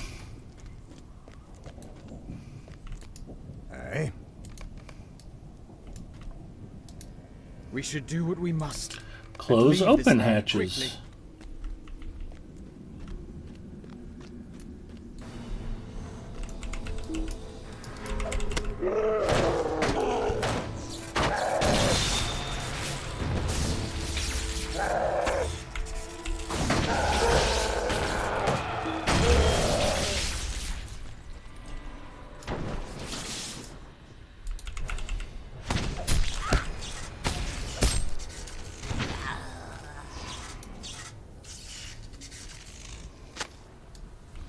I closed a hatchway. I'm basically a hero.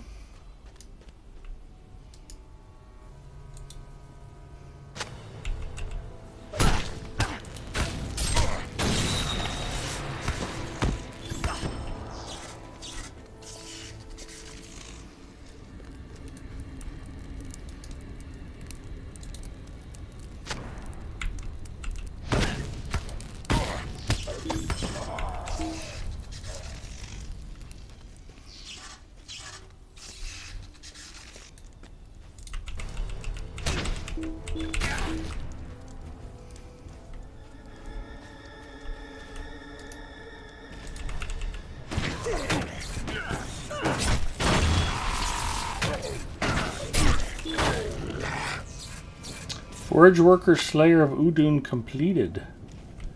Nice. So many quests and deeds here I've not done on the RK. It's never too late to come back and grind for no good reason. I discovered a great forge work.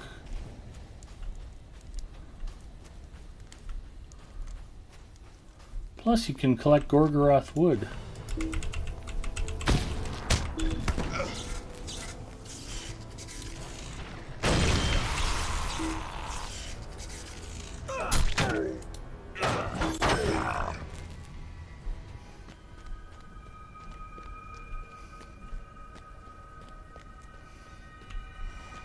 Oh, now I have to go back to the other ranger.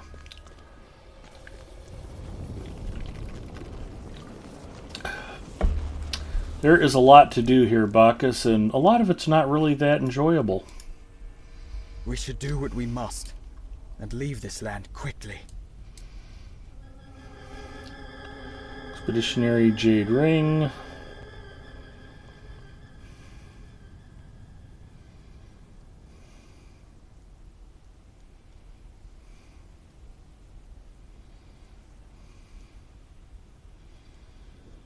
You know, I hate to say it, I never do anything with my models of Mount Doom. I don't think there's any point in me carrying that around. Where was I then? Could have stuck it in my housing chest, but it's like, I don't know why. Other than filling up your whole yard, I don't know what it's good for. So, it's possible I could regret that someday, but today is not that day. Woo! Here we go.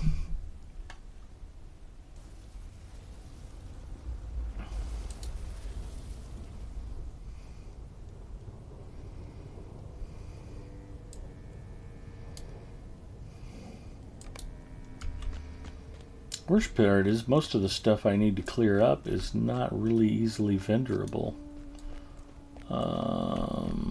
Okay, I think I know where I'm at. We'll take the Warsteed. Why would you want to ride through Mordor on something that's easy to control?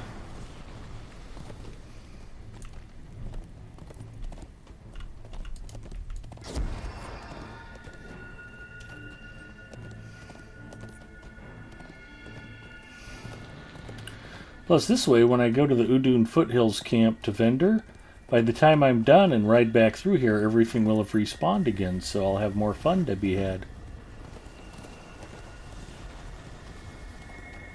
Hooray!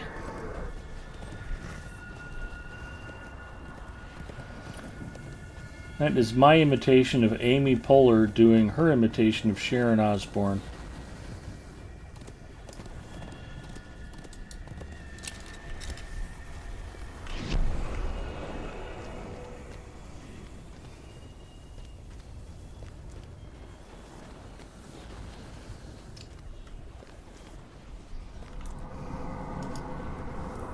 Bah!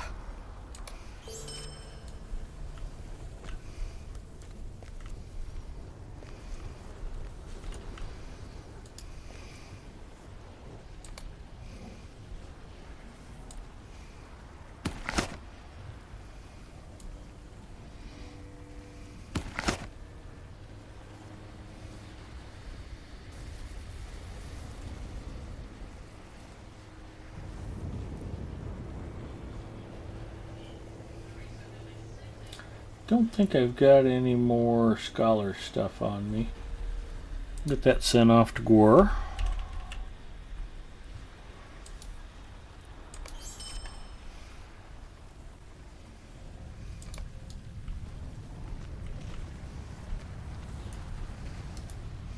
Let us not tarry.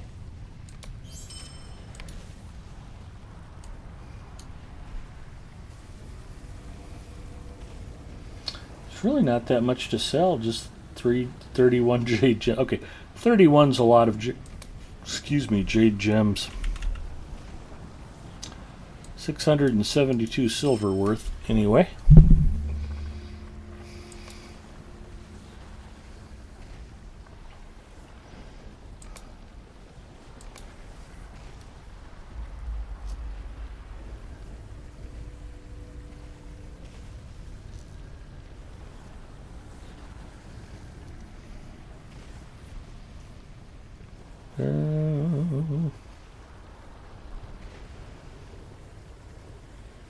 Those other pieces of jewelry I got. Should have a couple of nice rings on me. Here's one.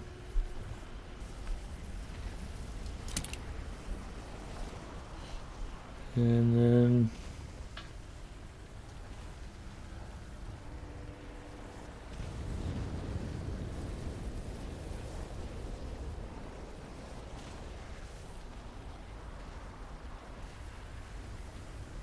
this one would need a vitality boost before I'd equip it. But I only got the one ring.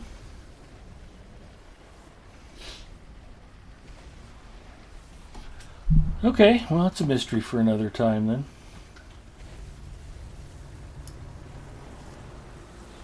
Let's clean out the overflow.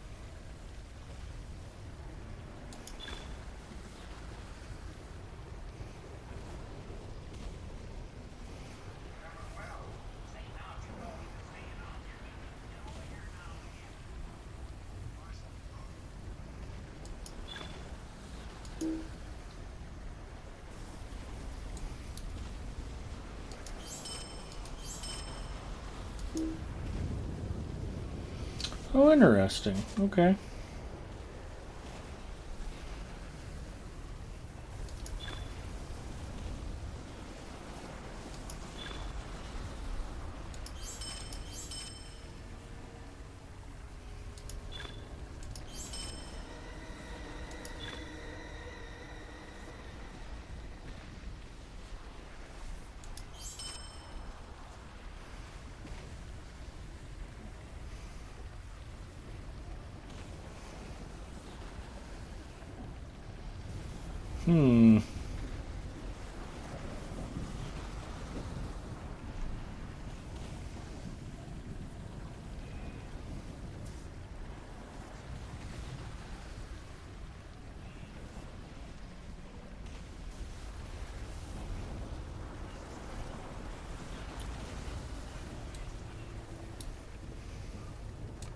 Well, I know what I can do.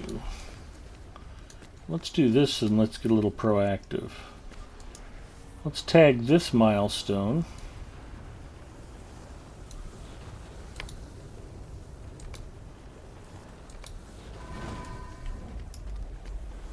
and head to the housing area.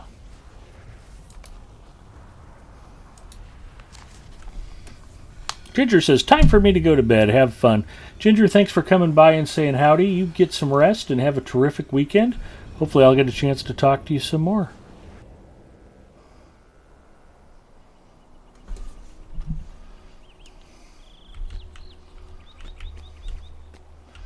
Ginger is taking advantage of the ambient effect of watching Big Ed Mustafa stream on Twitch.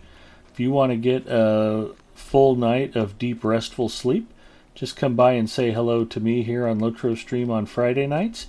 You can also visit my personal channel. It is twitch.tv. I almost typed steamer. Big Ed Mustafa. I'm on most every night streaming something except for Mondays and Thursdays. And I normally schedule myself that way just in case my beloved Seahawks happen to be on Monday night or Thursday night football. And I'm very, very depressed. I would have once described seeing Russell Wilson at a Broncos press conference as my worst nightmare. I'm kind of dealing with that fact. And then they also let Bobby Wagner go, and I'm just like, ugh. I kind of get what they're doing. They need to completely rebuild. This is going to give them the salary cap and the draft picks to do it. And they did a masterful job of building that team from the ground up when Pete Carroll came in.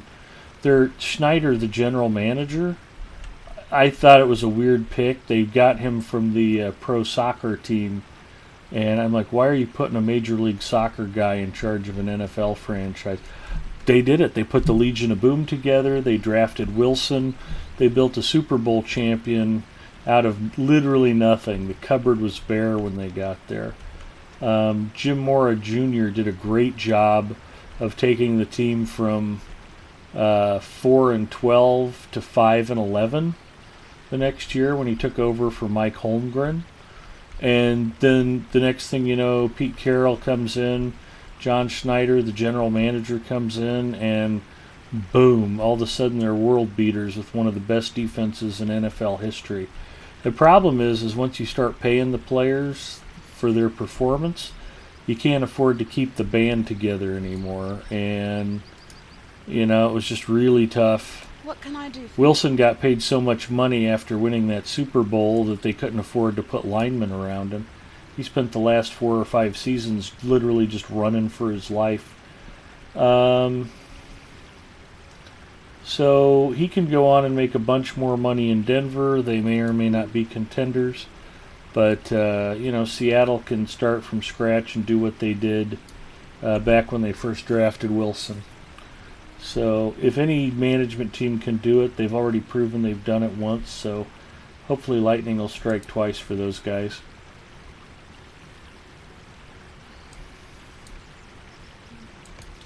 But yeah, I was looking to buy a Bobby Wagner jersey last year. Now it's like, oh my God, I can't believe you got rid of him. Hall of Fame Pro Bowl linebacker.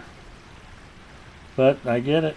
It was going to cost him $24 million in salary cap this year. So it's a lot of money.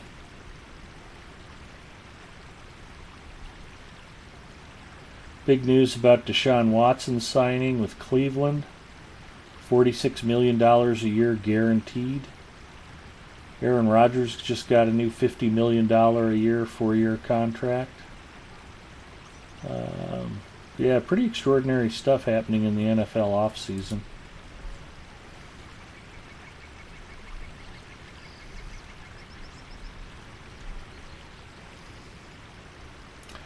I got time to hit the task board. Let's go do that.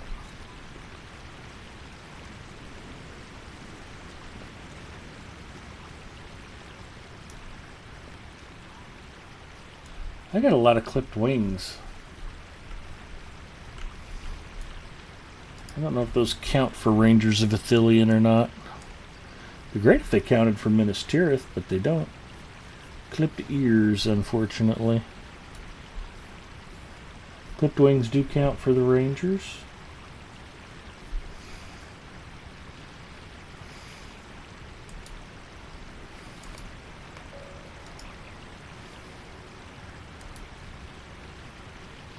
Ah!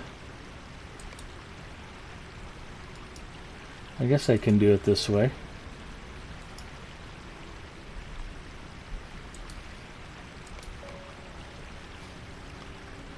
The task items themselves should say on the tooltips.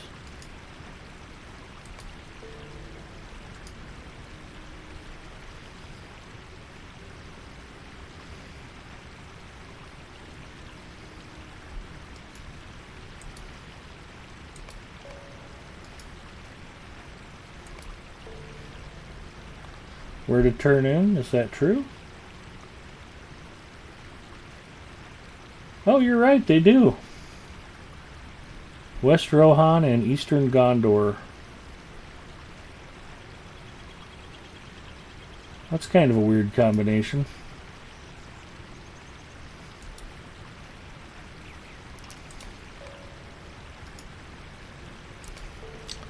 Western Rohan and Eastern Gondor are pretty far apart.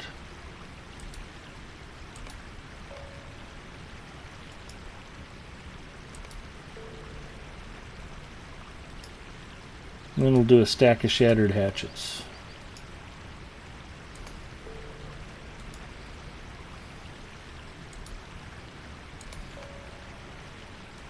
I am playing and streaming from Linux tonight. Just a bit of trivia.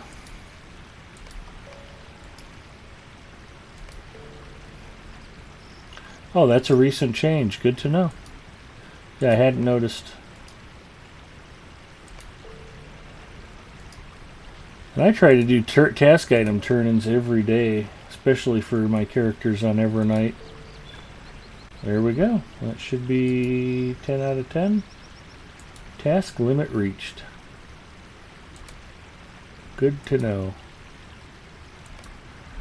Oh, I had a funny experience. I don't know if Zinger's here. If he were lurking, I of course would never call him out. But yeah, Zinger often gets bored if I start talking about PC hardware.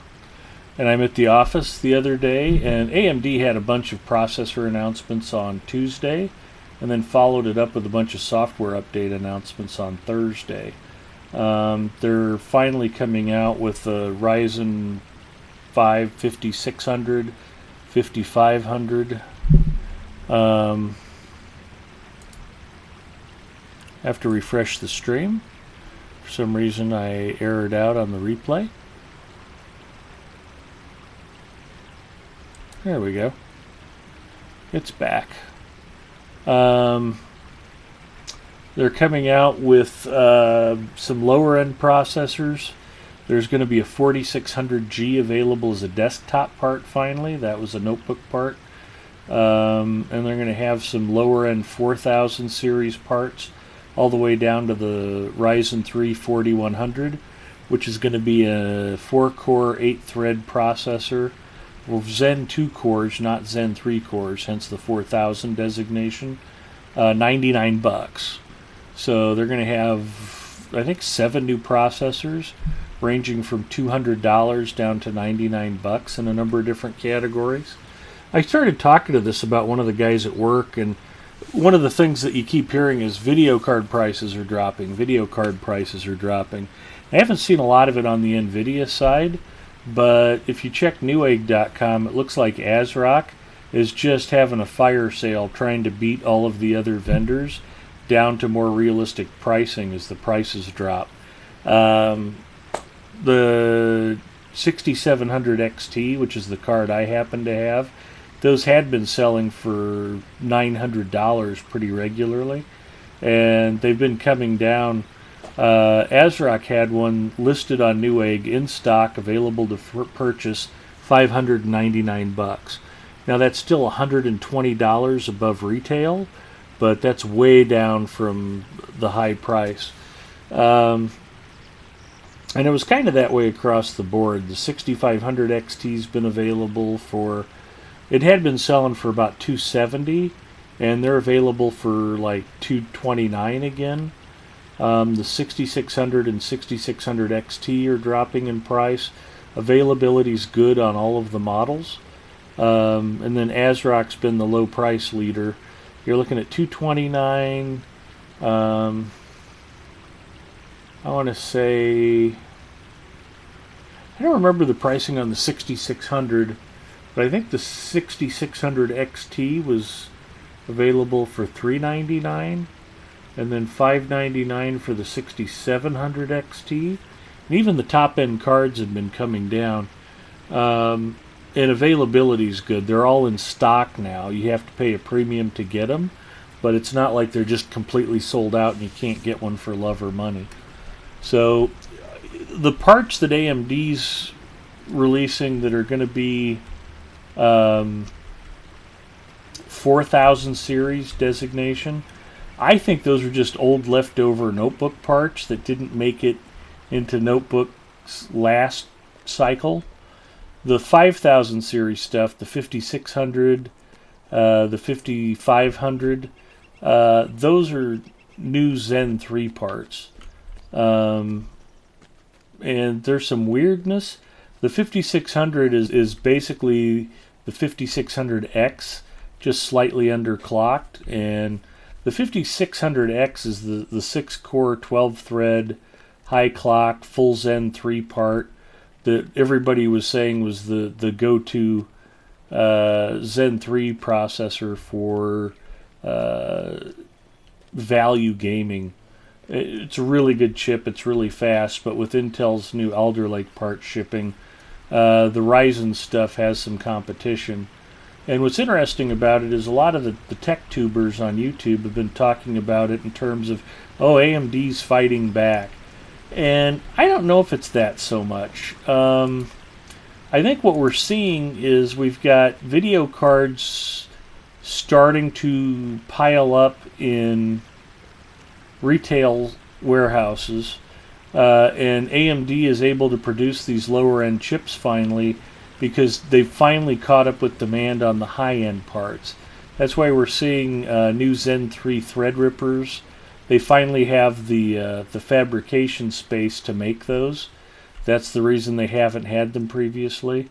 You make Epic chips and you make high volume chips, and the rest of the stuff will take care of itself. I was really trying to not lose some of this stuff. Let me grab what I can here.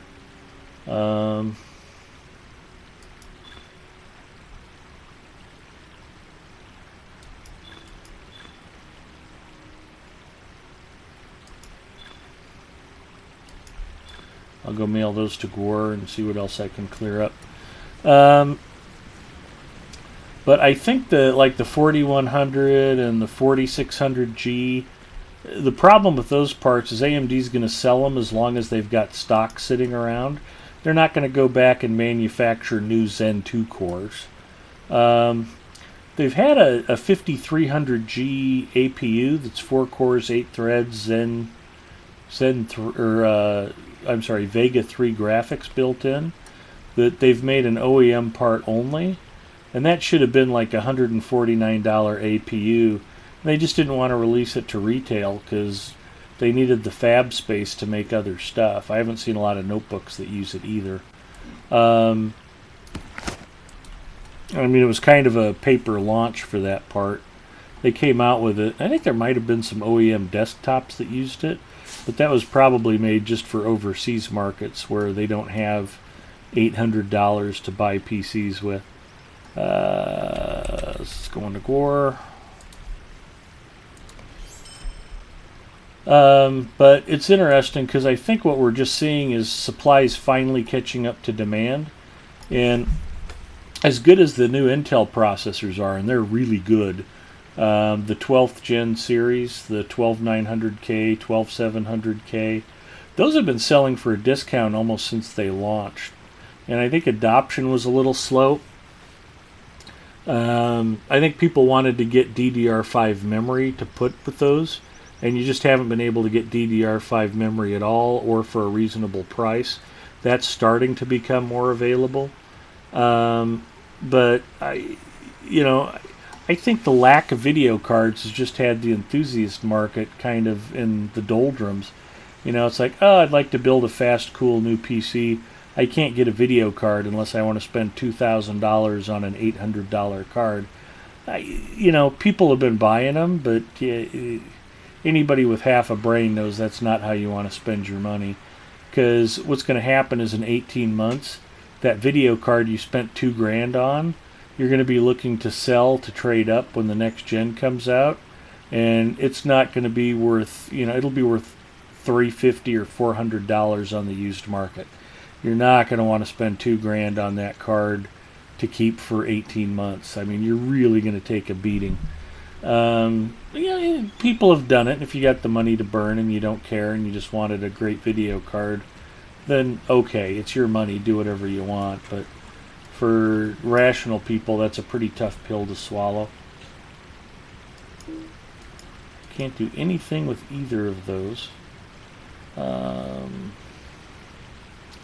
The problem is I've just got junk piling up down here I can't really use for anything. Alright, let's test that theory. I'm going to see if I can use up any of this stuff.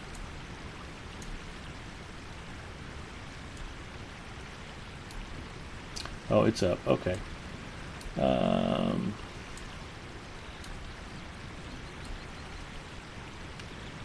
But yeah, I've already out-leveled all this stuff. I can't really use it. I think what I was doing with that was putting it in my storage chest in my house. So I'll just bank that stuff. It'll eventually be useful again. Not for a really long time. So, yeah. Baka says, I'm quite happy with that 5500U and that laptop. I got this last few days. Feels very snappy. Paid around $1,200 for your 6700 XT. Yeah, you couldn't even get them for a while. It was, it's a good mid-range card. I really like mine. What's funny about it is, I got my 5700 because I just had some credit to spend on Amazon. I didn't really need to upgrade my video card at the time, but I went ahead and pulled the trigger on it. Sold a couple of old video cards I had laying around, and it cost me almost nothing to get my 5700 XT. And then my friend Daddy Hutch wanted my 5700 XT because it's a really good mining card. So we traded a 6700 XT for a 5700 XT straight up. It's like, well, that's an offer I can't refuse. But what's funny about it is my frame rates and some of the benchmarks actually dropped because the new card requires more processing horsepower. So I will be really keen to see what happens with the pricing on the 5700X, which is another new chip AMD's coming out with, and the regular 5800X once the 5800X 3D starts shipping. The 5800X is already down to about $330 from a $450 suggested retail. And I think I can grab those now.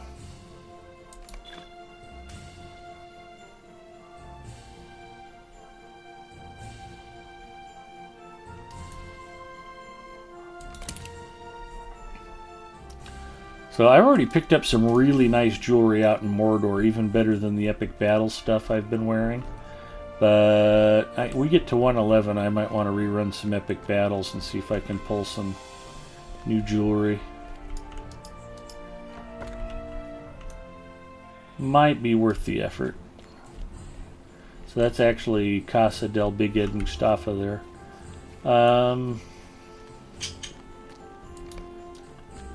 I guess I can sell those old jewelry pieces. We'll do that. So it'll be nice to see video cards getting back to normal. There have been some crazy stories. XFX, one of AMD's graphics card partners,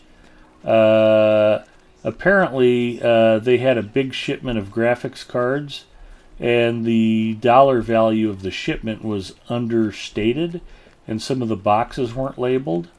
A lot of the news stories said that $3 million worth of graphics cards got seized, but the shipment was, the declaration for it was undervalued by over $3 million, meaning that however much the shipment was worth, it was worth more than $3 million. So XFX, if they don't get that resolved quickly, it might bankrupt them. I mean, that's a lot of money to get tied up with legal proceedings with the People's Republic of China. And with the PCR or the PRC is having a flare-up of Omicron, and they're closing ports and shutting some stuff down. By the time the legal matters get resolved, XFX may have a hard time getting them shipped back out of China. So, yeah, that's going to be real interesting to see how that unfolds.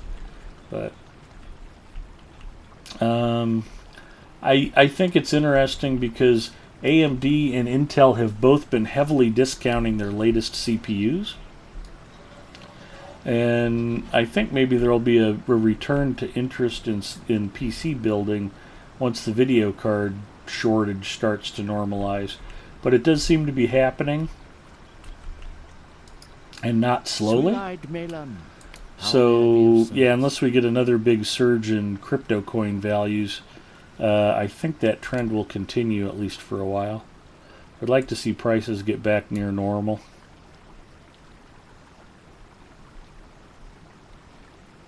It's just if you're a hardcore gamer, you already know what's going on with the stuff. But if you're not, trying to explain to somebody, it's like, well, your basic video card's $450, but if you want a really good one, it's $1,200. I mean, it's just, it doesn't make any sense. Not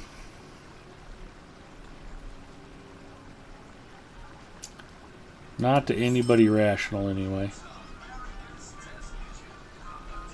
But I would like to get back to being able to build PCs. And just with the current market prices, nobody's spending money. Nobody right in the head. One of the guys at work was talking big about, oh, I really want to get my hands on a 3080 Ti or a 3080. And so I mentioned to him the other day, it's like, well, EVGA's had some in stock. And you don't need to go through the shuffle. And he was trying to go through the shuffle and do some different things.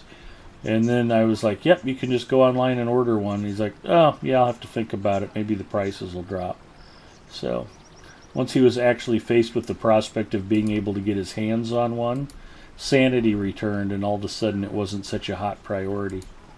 So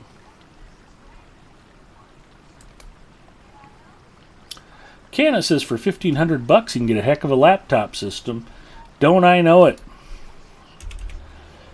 Hi, Canna. 3080s are still selling for twice as much as a good PC goes for. Yeah, some of the pre-builts that were showing up on Newegg this week really seemed reasonable. You know, I think I saw an Intel 10400F, 16 gigs of RAM, 500 gig SSD, and an RTX 3060 for $999. Nothing wrong with that. And then they had a similar setup that I think was an 11th gen with a 3060 Ti, $1199. I mean, that's what the video cards used to sell for. So to get the whole system for that, that's actually much more in the ballpark. Salvo says, I'm still happy with my 2080 Ti, and rightfully so, you should be.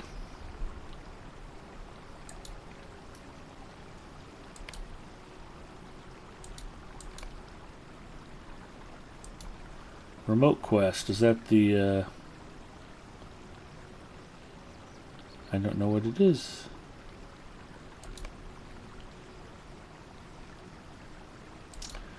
New mail. Got an invitation to a wedding, probably. Well, and I think I talked about it last week, but, you know, the beauty of Lotro I built Mrs. Mustafa a 5600G machine last fall. I think it was to just get her a fresh computer ready for, because she was going to be working from home. And 16 gigs of RAM, Cougar case, EVGA power supply, built it new, put some Roswell fans in it, nothing fancy. Turned out really nice, great little system, and I'm able to play and stream Lotro and Rocket League with no video card. Those Ryzen APUs with the Vega graphics are powerful enough that they can actually play and stream without having discrete graphics. So that goes a long way towards alleviating the problem. I've been surprised those haven't been more popular, but the the prices came down on them quite a bit. You can get that 5600G at 6 cores, 12 threads of Ryzen 3 or Zen 3 cores. I mean, it's not a slouch from a performance standpoint, and with the integrated graphics, $214 lately. So, drop it on a B450 board or a B550 board without having to spend $250 on a motherboard. There's a lot of nice options out there. We've had some good budget options, and it's interesting to see how the hardware reviewers and the computer press frame things. Those chips have been very underappreciated. It's like, well, it's not as powerful as, the X series chips. Well, it has half the cache because it's got a video card built into it. So, yeah, it's not quite as powerful. Why that's a big deal. It's not like there's a big drop-off there, Oh, it's 8% fewer frame rate, but, you don't have to buy a video card for $2,000. Okay. You can't play Cyberpunk on the thing, but you can play. So what was I thinking I wanted to do? I've got a couple of Osgiliath dailies I can go just write and turn in. We'll do that.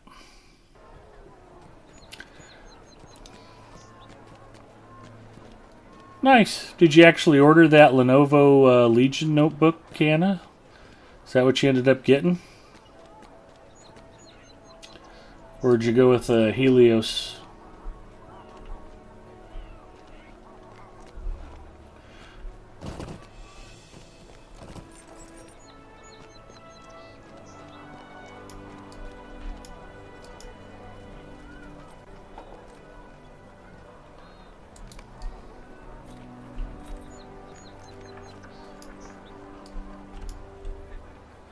That's what my desktop is, Ryzen 5 with Vega graphics. Yeah, nothing wrong with that. It's managing 25 to 50 FPS in Minas Tirith with that 5500 with iGPU. Wasn't great, but it was certainly quite playable. Yeah, I would imagine it would be. Needs your aid.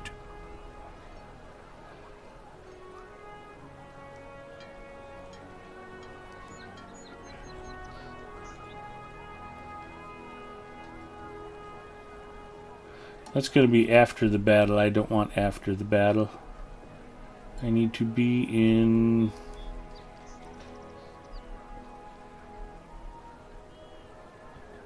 address, Minas Tirith. Main gate. Here we go. Not yet, still waiting on funds. Okay. Well, it looks like the price on that Lenovo notebook is still available. Another reason to pop by my Discord if you get the chance. If you go to my personal channel and just type !Discord, an invite will pop up. And I do have a Big Ed's PC advice chat board where you can ask questions and we'll offer opinions. And the advice is worth what you pay for it. It's free, but it's usually pretty good advice. We've got some very knowledgeable PC builders that hang out in there. And I obviously love to just geek out and talk computer hardware when the opportunity presents itself. So, much to Zinger's chagrin. But, no, that was one of the stories from work. I was talking to one of the other techs at the operations center, and I started talking about the prices dropping on the AMD GPUs.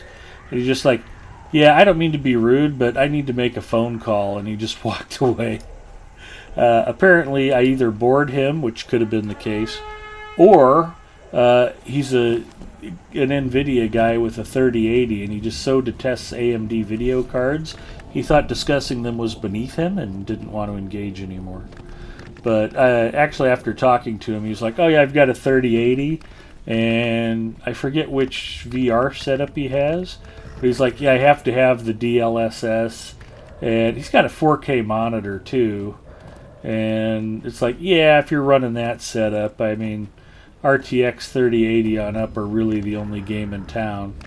The AMD video cards are good at 1440p, but at 4K, NVIDIA RTX really does have a fairly significant performance advantage. So he definitely spent his money on the right stuff. If you're going to buy a 4K monitor and expect to play at 4K, you're going to need to spend a lot of money on a video card to drive it. In fact, that technology, a 1080 Ti back 2 generations ago could just barely drive 4K to 30 or 40 frames a second. And it took the 2080 Ti, it took the 3080 and 3090 to make gaming at 60 frames a second at 4K a realistic possibility, even on very high-end computers. I think he said he's got a Ryzen 5900 or 5950X CPU, so whatever he spent on his gaming rig, he spent a lot. And I was excited about $159 6-core 12-thread chips and about $369 video cards, and all of that was beneath him and useless, so he didn't even care what I was talking about, which kind of amused me. It's like, wow, okay, elitist much? But, I have a lot of friends and family members I build PCs for, support, like my buddy Dwayne. Had to go over to his house tonight because he was having trouble with some software, couldn't quite figure it out, didn't know what the issue was. Turned out to be he didn't have the Windows driver loaded for his timing clocks for the pigeon races, and once we got the driver installed, he could do the software updates he needed. But if you're involved in that stuff, you're talking to friends, you're talking to coworkers.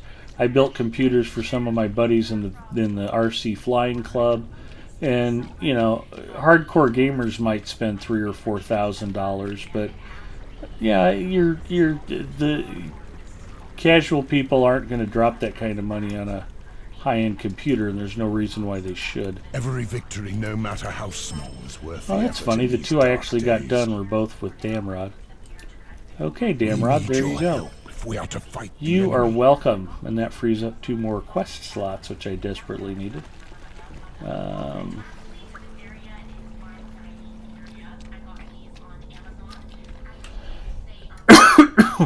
Should be in a couple weeks. I found some MSI systems and Alienware stuff around the same price with the same specs.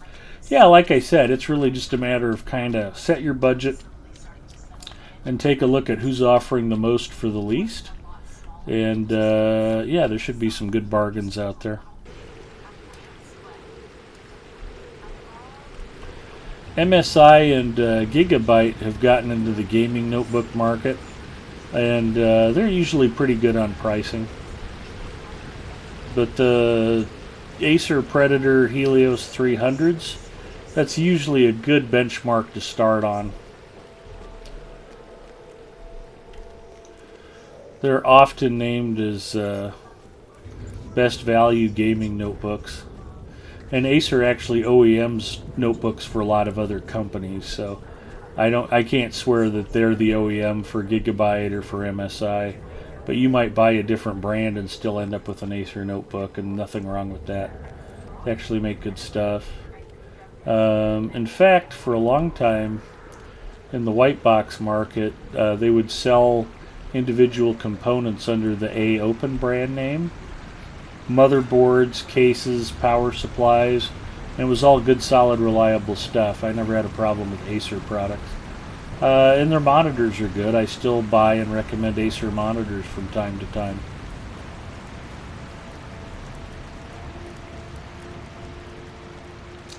I have a 21.5-inch 1080p Acer monitor just sitting here on my floor.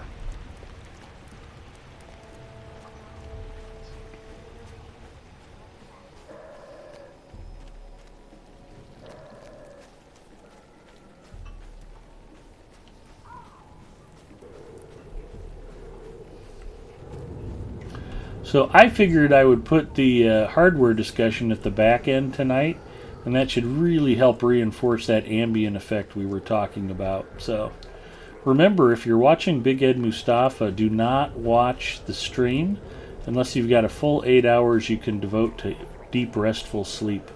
Do not drive or operate heavy machinery after watching Big Ed Mustafa. These are all common warnings. So, leaving Osgiliath, I can go back to Udun, I can go back to Camp of the Host. I'm kind of doing it out of order since I did the Battle of the Black Gate tonight. I need to go through Far and Orien, and I would like to do the Battle of Pelennor Field again. That is another all-time favorite. But I've kind of unlocked the Black Gate without doing that, so that's on me for going backwards in some areas. But I was playing with my usual companion on Saturday night, and we got to Minas Tirith, and I was just like, oh, I can't run this again. Just did not want to go do the quests and the deeds in Minas Tirith on Saturday. I'll probably grind them out when I'm playing on a Monday or Thursday, not streaming. Just, doing character maintenance alone. And Minas Tirith is interesting, and there's lots to see and do. But by the time you get your 8th character to Minas Tirith, you're really over it. It's just like, oh, I don't want to go through all this again. Which is unfortunate. It would be nice if it weren't so freaking tedious. But, like I said, the first time, the second time, a lot of good, enjoyable content, a lot of things to see and explore, a lot of deeds to complete, but it's a giant pain in the keister. Then the fact that they added, 3 extra tiers above Kindred. It's like, oh, why would you do that, you cruel, cruel developers? And I found that particularly annoying, because I had just completed Kindred with Minas Tirith, and a couple of days later was the update where they added the 3 extra tiers, Honored, Celebrated, and whatever the other one is. And it was just like, oh, please, why would you do this? I just finished Kindred. So congratulations, you've got 3 more levels of rep to grind, and they're all larger than Kindred experience point-wise. Have fun. So, yeah, that's a thing. On the other hand, I don't have to grind Minas Tirith dailies ad nauseum anymore because of the complete overhaul of the legendary weapons. So hooray. Acer used to be cheap priced. Yeah. I mean, especially in monitors, they're kind of a budget brand. But there are a lot of people who put their brand on Acer OEM monitors, Acer OEM notebooks, and then just jack up the price.